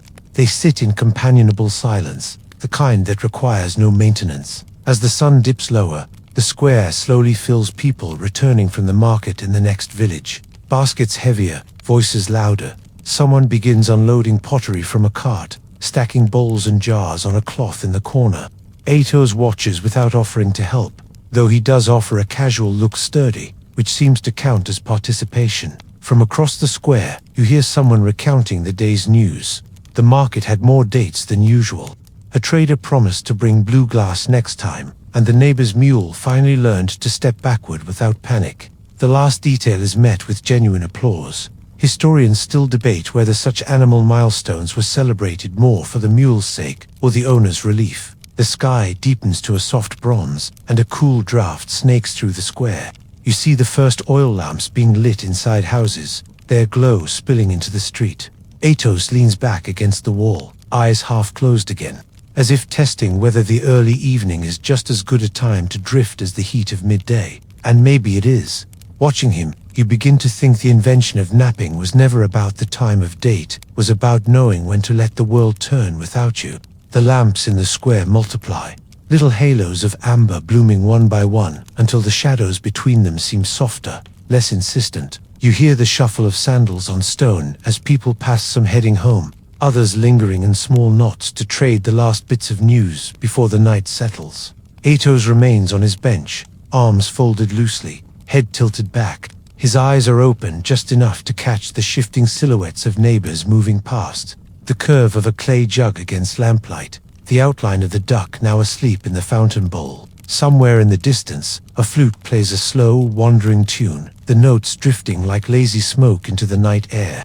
Someone calls his name, not urgently, but with the tone of a friend who knows they might not get a reply. Athos turns his head just far enough to acknowledge the sound, then looks back at the square. You realize he's become part of its scenery, as fixed and dependable as the bench itself. A vendor walks by carrying a basket of leftover bread. She stops, hands Athos a piece without asking, and continues on. He breaks off a chunk and chews, his gaze still somewhere between here and the horizon. The bread is plain, a little dry, but the heat from the oven still lingers. From the edge of the square, an older man begins telling a story about the year the figs ripened early and the whole town tried to preserve them at once. He claims the air smelled so sweet that bees wandered into the houses in polite confusion.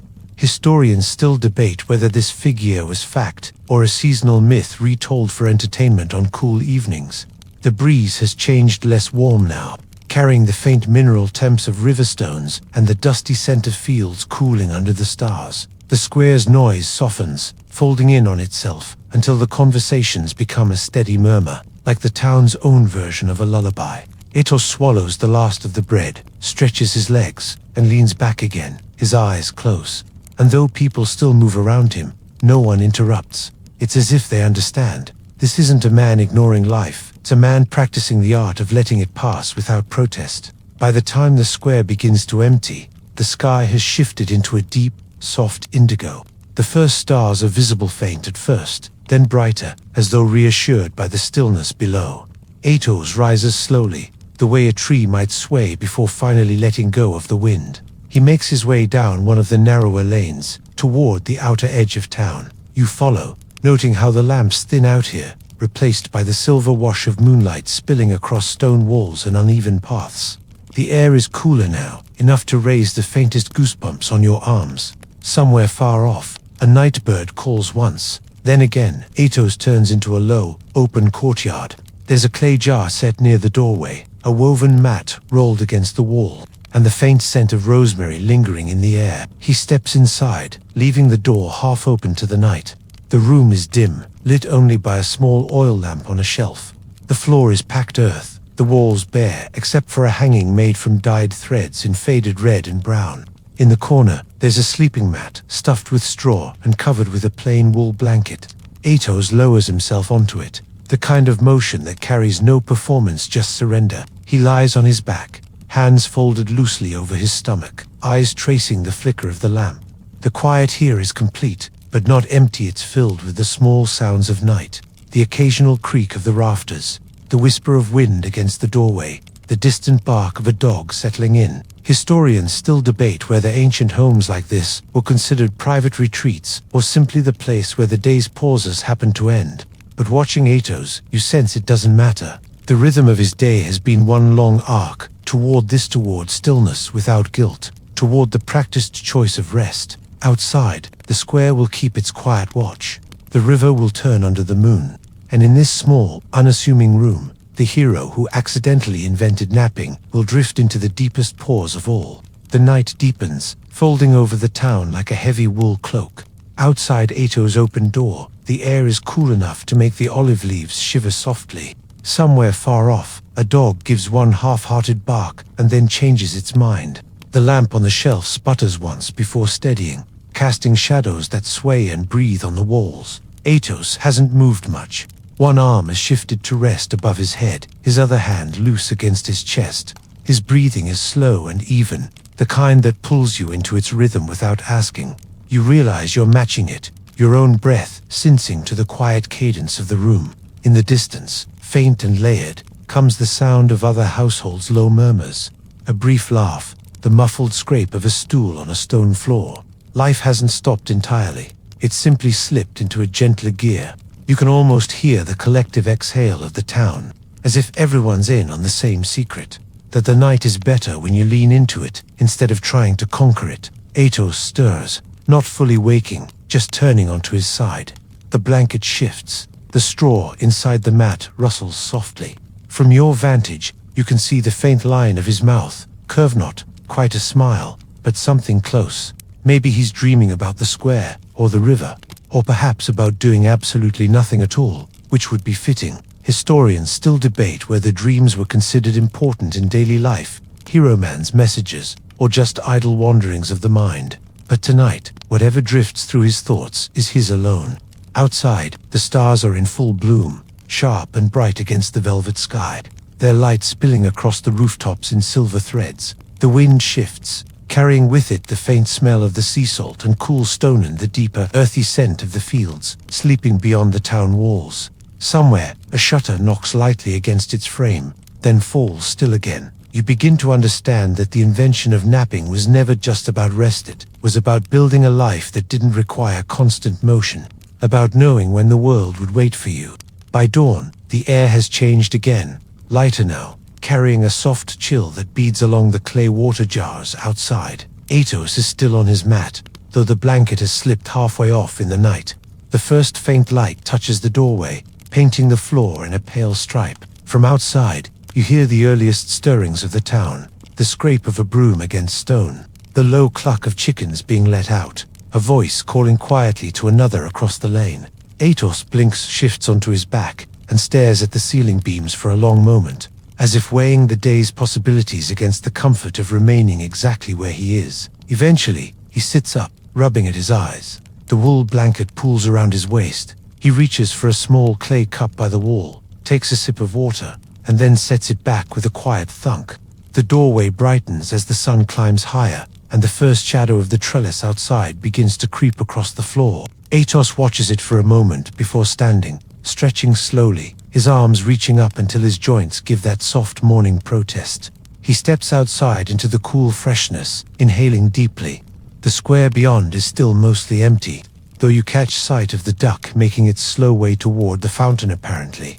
This is a shared ritual. Atos pads down the lane toward the bakery, which already smells of rising bread. Historians still debate whether such mornings marked a reset in the cycle of work and rest, or if they simply began the next loop of the same gentle rhythm. But here, it feels less like starting over, and more like continuing a song that never really ended. As he walks, the first real warmth of the sun brushes across the stone walls, bringing their colors to life. The air is clean, the pace is slow.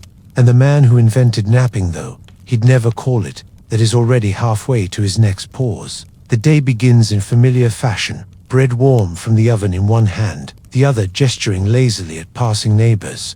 The square gathers its usual shapes, the balancing act of shadows, the fountain with its perpetually dry basin, and the quiet hum of a town that treats time like a polite suggestion rather than a rule. Atos chews slowly, gaze drifting toward the horizon where the fields meet the pale blue sky.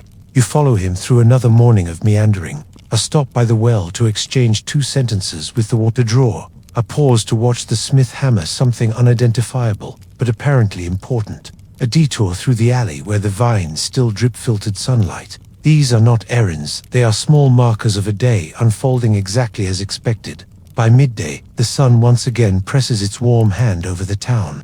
Atos finds his shade, not the grove this time, but a low wall beneath the awning of the storehouse. The air hums softly, carrying scents of herbs and dust, and somewhere nearby, a bee drones in slow circles. He leans back, closing his eyes, and you realize the pattern is complete. Work dissolves into stillness without a single argument, like a stream melting into the sea. It strikes you that the invention here was never mechanical, never a matter of design. It was simply the noticing that there was a point each day when the smartest thing to do was nothing at all. Atos may not know it, but his refusal to rush has set a rhythm others quietly copy. One by one, more people drift into shaded corners, until the whole town seems to breathe in unison, eyes half closed against the brightness. Even the goat, that tireless opponent in the staring contest, has settled in the shadow of a cart, chewing without urgency. The square falls into that particular kind of quiet, where sound is replaced by the movement of warm air and the slow shifting of light. You watch Atos tip his head back, the edge of a smile on his lips, and feel the subtle truth of it. This is the kind of heroism no one sings about, but everyone benefits from. The air is thick with steam, soft, almost sweet, curling up from the enormous bronze pot in the corner. You are standing in the courtyard of a small riverside town in the late Tang dynasty, around the year 820. The tiles beneath your feet are still damp from last night's rain, and somewhere beyond the wall, a cormorant fisherman clicks his tongue to signal his bird. You can hear the faint slap of water against the wooden hull of his boat. It is early morning, and the sun has barely committed to rising, just a pale shimmer on the Lee River. You can smell rice already. Not the faint, polite aroma you get when a modern rice cooker gives you that 10-minute ready warning, but the deep, milky perfume of grains that have been rinsed 3 times in river water, swirled by hand, and soaked overnight. The scent is both comforting and oddly formal, as if you've wandered into a kitchen that is also a temple. Which, in a way, you have. You're here to follow the work of a poet Cepheus. That's a real thing. During the Thames, rice wasn't just dinner, it was an emotional canvas. Court cooks wrote verses about the grain's personality, its bashfulness when raw, its quiet, swelling confidence as it steamed, its noble humility when served. One famous chef, Su Jing, allegedly wrote an entire 24-line poem to praise a single bowl of white rice, comparing it to moonlight caught in a porcelain cup. Historians still debate whether Su Jing actually existed, or if he was invented by later writers who simply wanted their recipes to sound smarter. The chef you're watching now, his name is Lin, isn't famous. He probably never will be, but he moves like someone who knows that cooking rice properly is more than just a task. It's an act of harmony with water, fire, and time. He stirs the pot without looking at it, his eyes drifting toward the sky to measure the morning by the color of the clouds. This, you notice, is not the method described in any recipe book. Nearby, a stack of bamboo steamers leans precariously, like a tower of sleepy pancakes.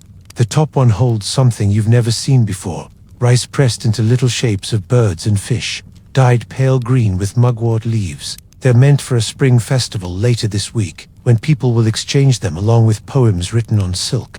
If you think about it, this is basically the Tang Dynasty version of Instagram. Food pics laboriously styled, flitting in their moment of admiration, and immediately devoured. You probably won't make it through this day without feeling at least a little sentimental about rice. That's fine. It's how everyone here survives, by attaching meaning to what they eat, so that even a bowl of porridge becomes a love letter to the world.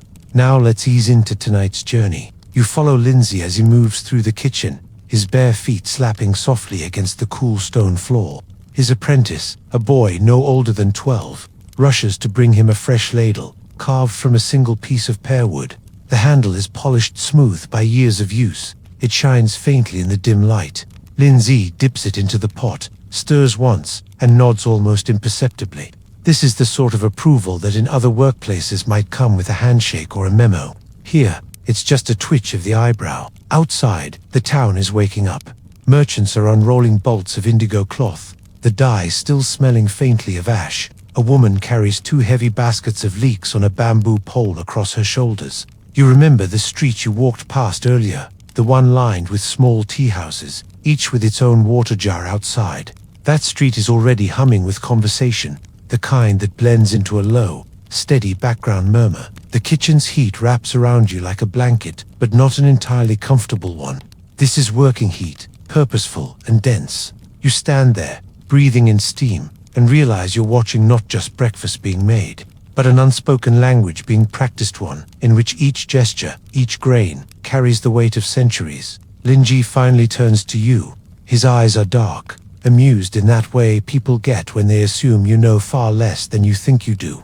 Without speaking, he hands you a porcelain bowl. The glaze is cracked in that delicate, deliberate pattern potters call crazing, as though the bowl itself has grown faint wrinkles from years of use. He gestures toward a small table, where a fresh portion of rice porridge waits white, glossy, impossibly smooth.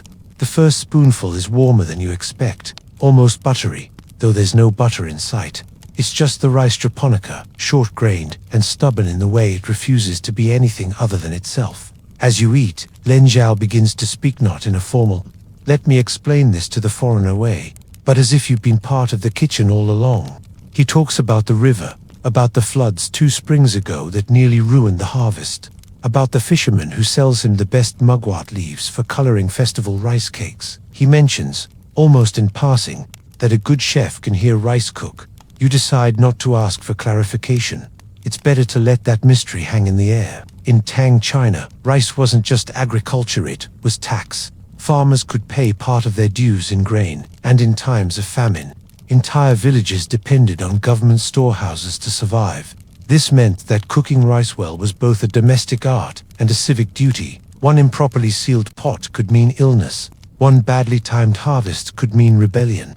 And yet, here, in this quiet kitchen, those stakes seem far away, muffled by the sound of boiling water. At one point, Lindsay laughs and says something about a poet from Chang'an who once claimed that rice sings when cooked on a clear day, but only hums in rain. Historians still debate whether that's literal, some swear the shifting starches make tiny sounds, or simply the sort of poetic nonsense you invent when you're 3 cups into warmed plum wine. Either way, you find yourself listening a little harder to the pot in the corner. A delivery of fresh lotus roots arrives, dripping with river water, their pale skin marked with mud. The apprentice sets them on a reed mat to dry. The roots look like they could be sculpted ivory, except they smell faintly of earth and tea. Lindsay won't use them until tomorrow, but you sense they're already part of the story of this meal, like unopened letters sitting on a desk. You step outside for a moment. The air is cooler here, the mist thinning just enough to reveal the rooftops. From a nearby stall comes the scent of fried sesame dough, sweet and nutty. 2 women are bargaining in low, rapid voices, each pretending to be slightly more stubborn than she really is. Somewhere in the distance, a rooster crows, not because it's morning, it's well past that, but because it feels like asserting itself. Returning to the kitchen, you notice the steam rising from the rice pot has changed, gentler now, less insistent. Lindsay nods toward it, as though acknowledging an old friend who has just arrived. He takes a ladle, lifts a scoop of rice, and lets the water drain back into the pot in a slow, silver ribbon. The grains gleam like polished pearls. Without ceremony, he tips them into a shallow wooden tray to cool. The apprentice leans in, fanning them gently with a palm leaf. This is the moment, Lindsay says, when the rice decides who it wants to be. You think he's joking, but his face is perfectly serious. Somewhere between the porridge and the cooling tray, you start to understand why Tang chefs wrote poems about rice. It's not about the taste, though that's good, it's about the rhythm of care. The way a meal unfolds like a slow conversation. In a world where so much depends on rivers, rains, and seasons, maybe poetry is the only way to hold on to the feeling that you have any say in it at all. And besides, you admit to yourself, if you could make boiled grain look this beautiful, you'd probably write a few lines about it too. The afternoon settles into that heavy, amber light that makes you feel as though time has been wrapped in silk and tucked away for safekeeping.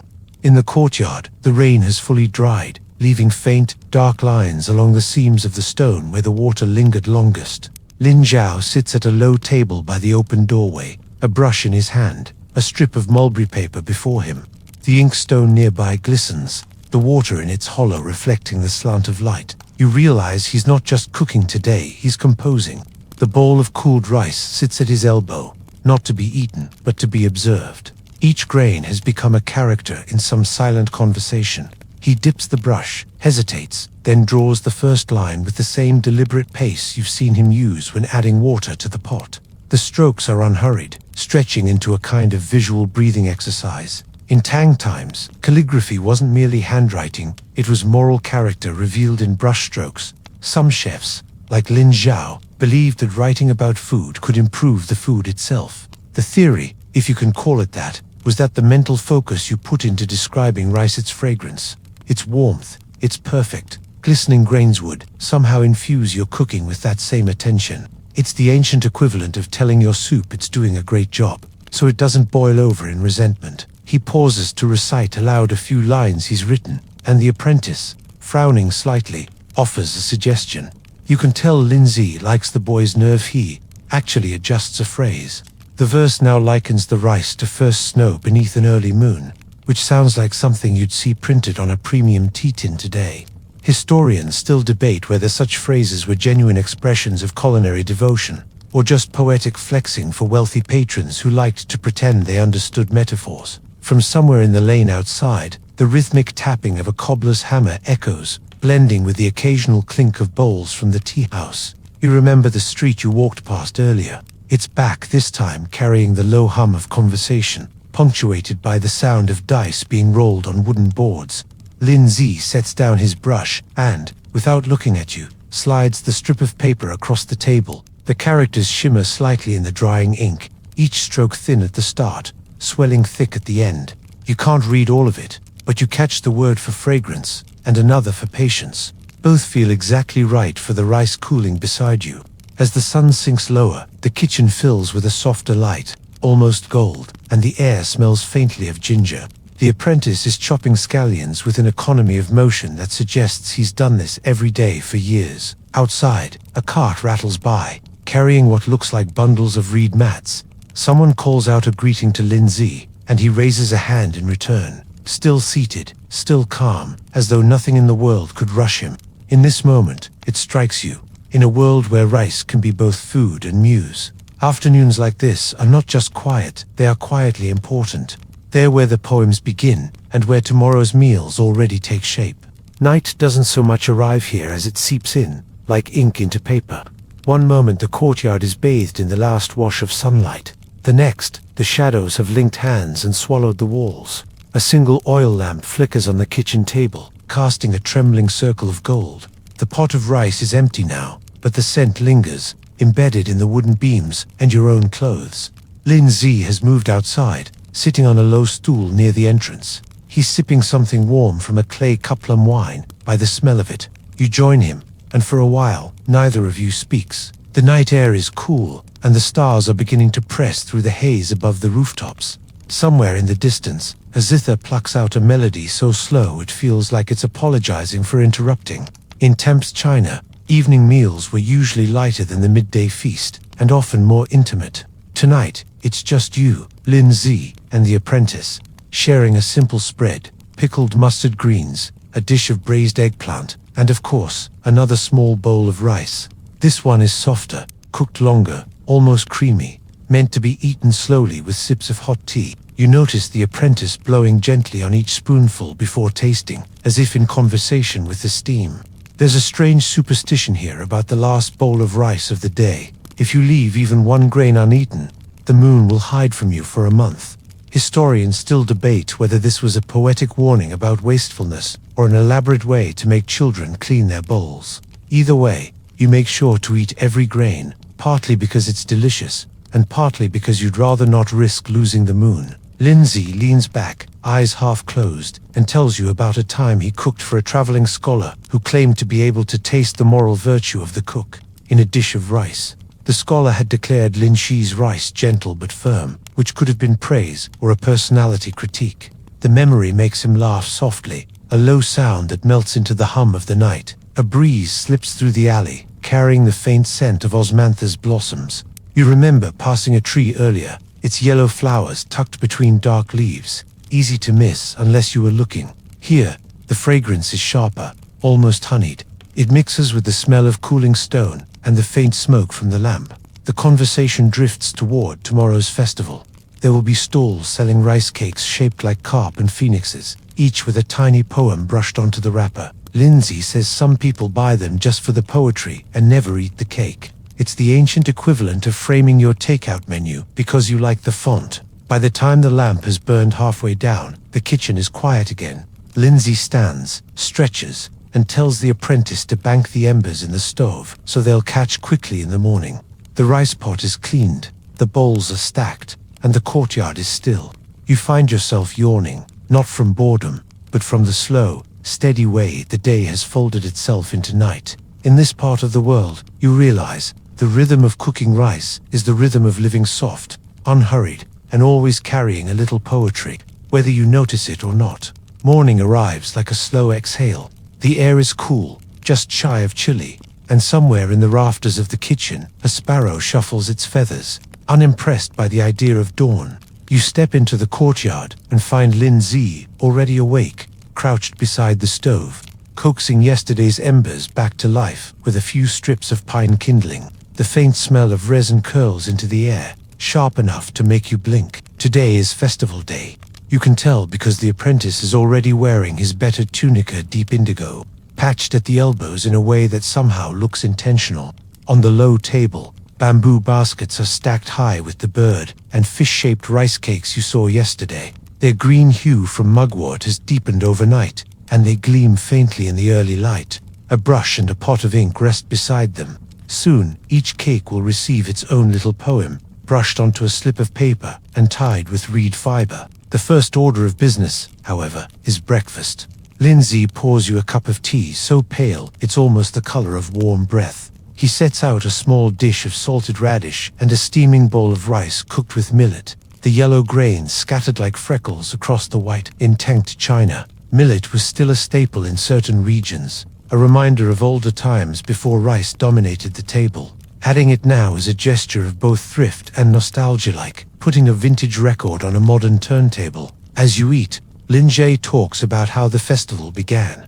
Originally a farmer's gathering to pray for rain, it slowly shifted into a celebration of the harvest, the poems about rice becoming as important as the rice itself. Historians still debate whether this shift was driven by genuine artistic expression or just the human tendency to turn any gathering into an excuse for showing off. Either way, the result is a town full of people who take their snacks very seriously. By mid-morning, you're walking with Lindsay and the apprentice down the lane, each carrying a basket of rice cakes. The street you walked past on your first day is almost unrecognizable. Now every shopfront has been dressed for the occasion, with bright banners fluttering overhead and incense smoke drifting lazily from doorways. Children run ahead with kites shaped like swallows, their tails snapping in the breeze. A man selling skewers of grilled chestnuts shouts out his prices, though his voice competes with a storyteller in the square who's halfway through a tale about a fisherman marrying a river spirit. It's the kind of story you can tell without an ending. People are here for the rhythm of the words, not the conclusion. You realize, not for the first time, that this is exactly how rice poems work. When you arrive at the festival stall, Lin Zhao begins handing out the cakes, each with its own tiny verse. One reads, "Spring water meets the moon to pale bowls." Another says, "Grain rests in grain's shadow." Some customers read the poems aloud before eating. Others smile and tuck them into sleeves to keep. One older woman takes her cake, studies the poem, and chuckles in a way that suggests she's just caught a private joke. By the time the baskets are empty, The sun is high, and the square hums with the slow, contented energy of people who've eaten well and don't plan to do much else for the rest of the day. You find yourself wondering whether anyone will ever write a poem about this exact moment, about the mingled scents of chestnut smoke, mugwort rice, and the faint sweetness of festival incense hanging in the warm air. The afternoon drapes itself over the town like a soft, woven cloth. The crowds thin as people retreat indoors to nap or sip tea, leaving the square quieter, the flag banners swaying in the occasional breeze. You and Lindsay sit beneath a canopy, sipping tea cooled with slices of fresh pear. The apprentice is somewhere nearby, chasing after a friend with a reed flute. Lindsay has a stack of poem slips in front of him, unused from the morning.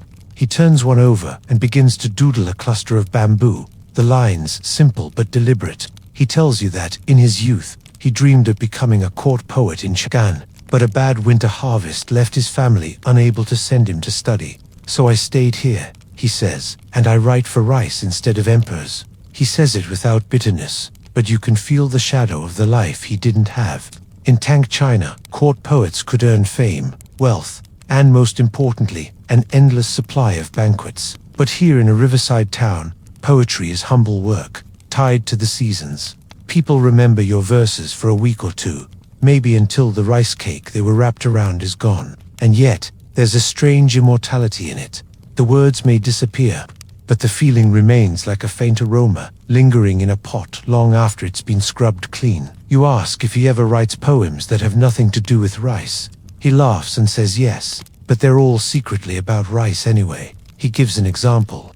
The fisherman returns, net heavy with moonlight. Still, I cook the grain. You're not sure if it's meant to be funny, but it makes you smile. Historians still debate whether the Tang's obsession with food poetry reflected genuine culinary reverence or simply a cultural love for metaphor. You suspect both can be true at once. Remember the osmanthus tree you passed that first night. The breeze shifts, and its scent drifts in again, warmer now in the afternoon sun. Lindsay notices it too. The blossoms will be gone in a few days, he says, almost to himself. And then the rice will taste different.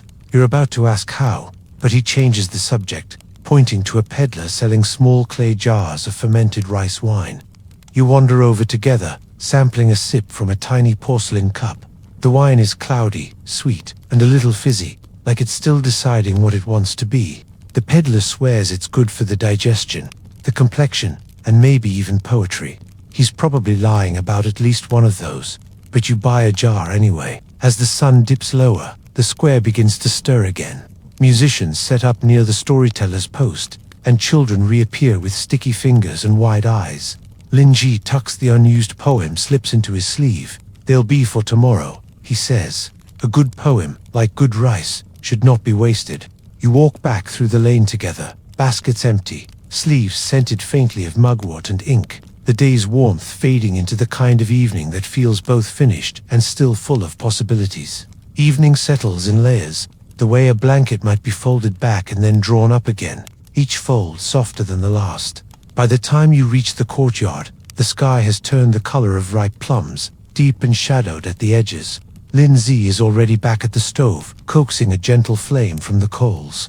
This time, there's no rush, just the quiet ritual of preparing the night's rice. The pot, rinsed and dried earlier, sits on the low hearth. Into it go the polished grains, their pale sheen catching the flicker of lamplight. Water follows, poured with the kind of steady precision usually reserved for counting coins. The sound of it hitting the pot is soothing, a muted splash followed by silence. You notice that in the evening, he uses slightly more water than in the morning, creating a softer, more yielding rice. The night needs gentleness, he murmurs, as if explaining something to himself rather than to you. The apprentice, cheeks still flushed from festival games, lays out 3 bowls. Each is mismatched, one chipped at the rim, another slightly warped in the kill. Yet, when they're arranged on the table, they look intentionally in unspoken harmony and imperfection. In Tang China, this kind of beauty even had a name, though not one widely used. Poiji, my, the beauty of what has been worn. It's the opposite of throwing something away because it's flawed. Here, flaws are a form of proof. While the rice simmers, Linji takes out one of the leftover poem slips and begins to write, not about rice this time, but about the festival's final moments, when the storyteller's voice fell to a whisper and the crowd leaned in, as if trying to catch a secret. He doesn't say whether the poem is for anyone in particular. You get the feeling some verses are simply meant to exist for a little while, then vanish like steam. Historians still debate whether Tang poets intended their shorter festival works to survive, or whether they were designed to dissolve into memory like sugar in tea. When the rice is ready, Linji lifts the lid slowly, letting the steam rise in a soft cloud before serving. It's late now, and the courtyard is almost silent. Somewhere far off, a single drumbeat marks the start of a celebration in another part of town.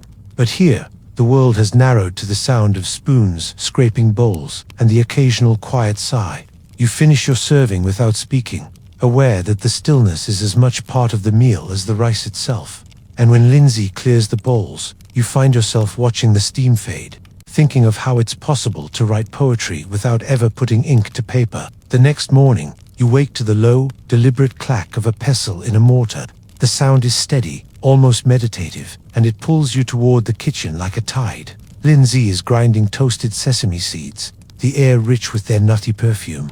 Beside him, the apprentice rinses another batch of rice in a wide, shallow basin, his hands moving in slow circles through the cloudy water. Today is quieter. The festival stalls have been taken down, leaving the streets looking slightly bare, like a stage after the play has ended.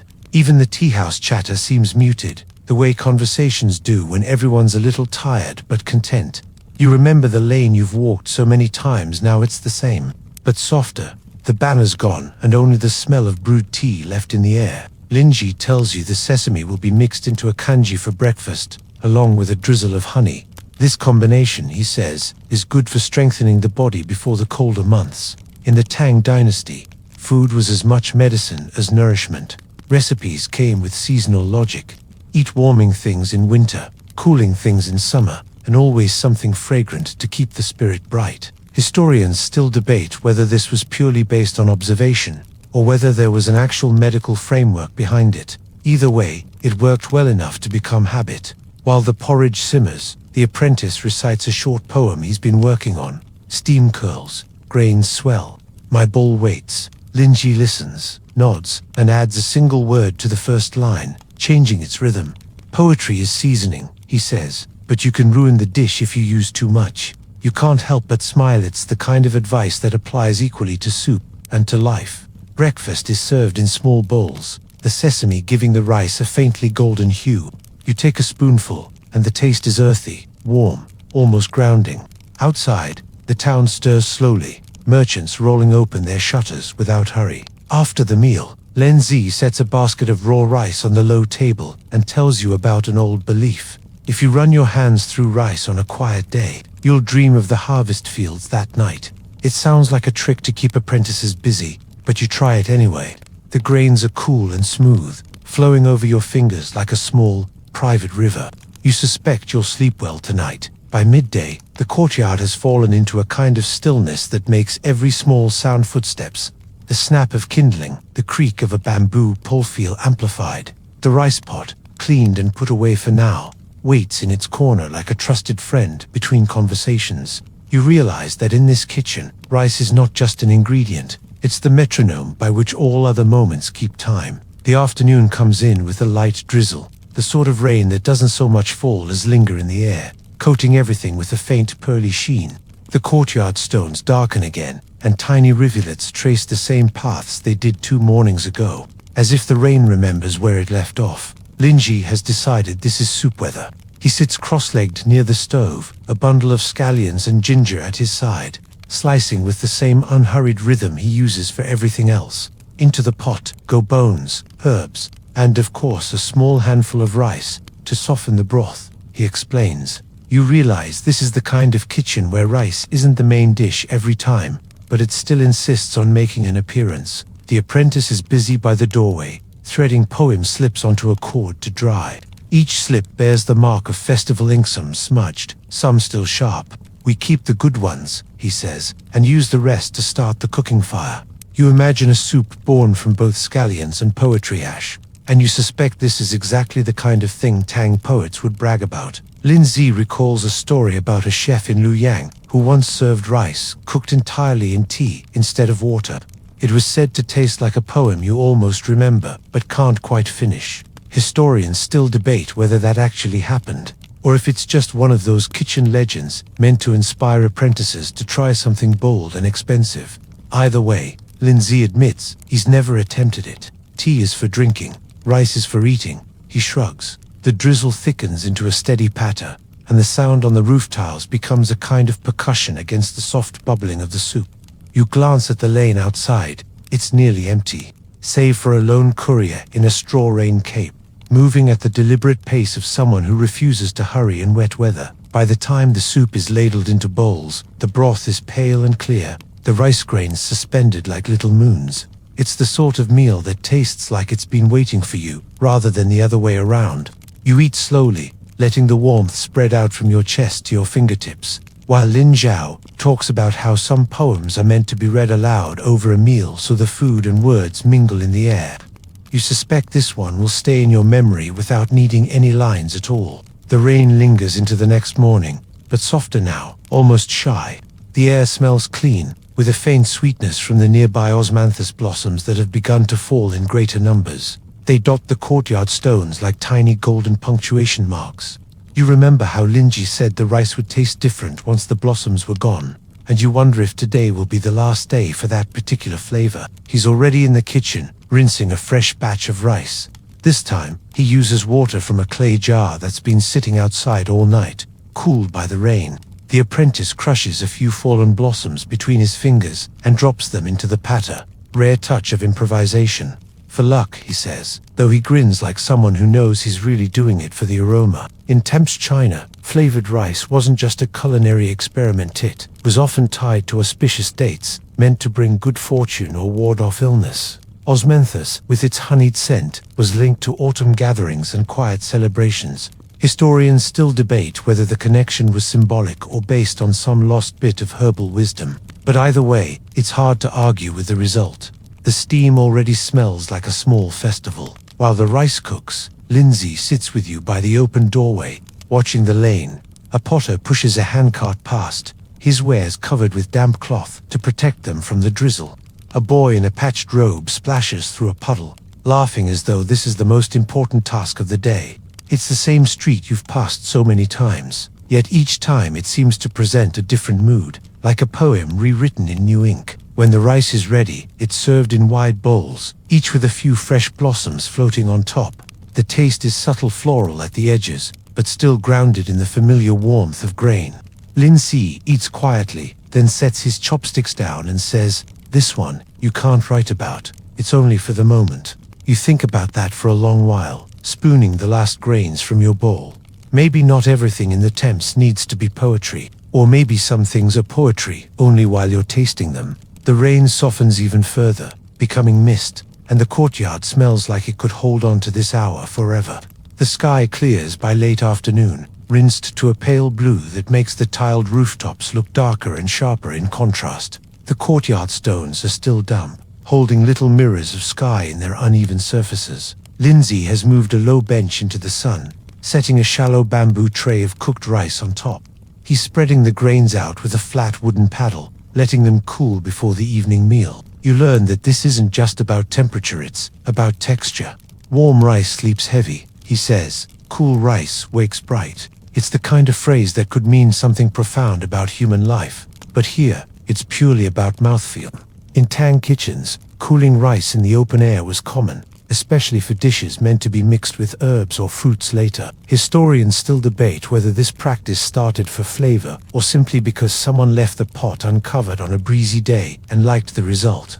The apprentice sits nearby, peeling persimmons. The sweet scent drifts across the courtyard, mingling with the faint grassy note of fresh bamboo from a neighbor's workshop. He drops the skins into a clay bowl, where they curl and stick together like scraps of silk. You imagine they'll be fed to the chickens or tossed into the compost heap. Nothing in this kitchen seems to vanish without a small afterlife. Remember the sesame you had in the congee the other morning? Lindsay grinds some again now, but this time mixes it with salt to make a dipping powder. He tells you this is an old trick for days when the rice itself is the main course, simple, filling, and oddly satisfying. The salt sharpens the sesame's warmth, and the rice takes on a richer character than you expect. The lane outside is livelier now that the rain has passed. You can hear the creak of cartwheels, the snap of drying cloth, the faint metallic ring of someone sharpening a blade. When you glance out, you catch sight of the fisherman from your first morning, standing with his cormorant perched on the gunwale. The bird looks as unimpressed as ever. As the sun lowers, the cool rice is served alongside the persimmons. The fruit is soft, almost custard-like, its sweetness rounding out the rice's quiet simplicity.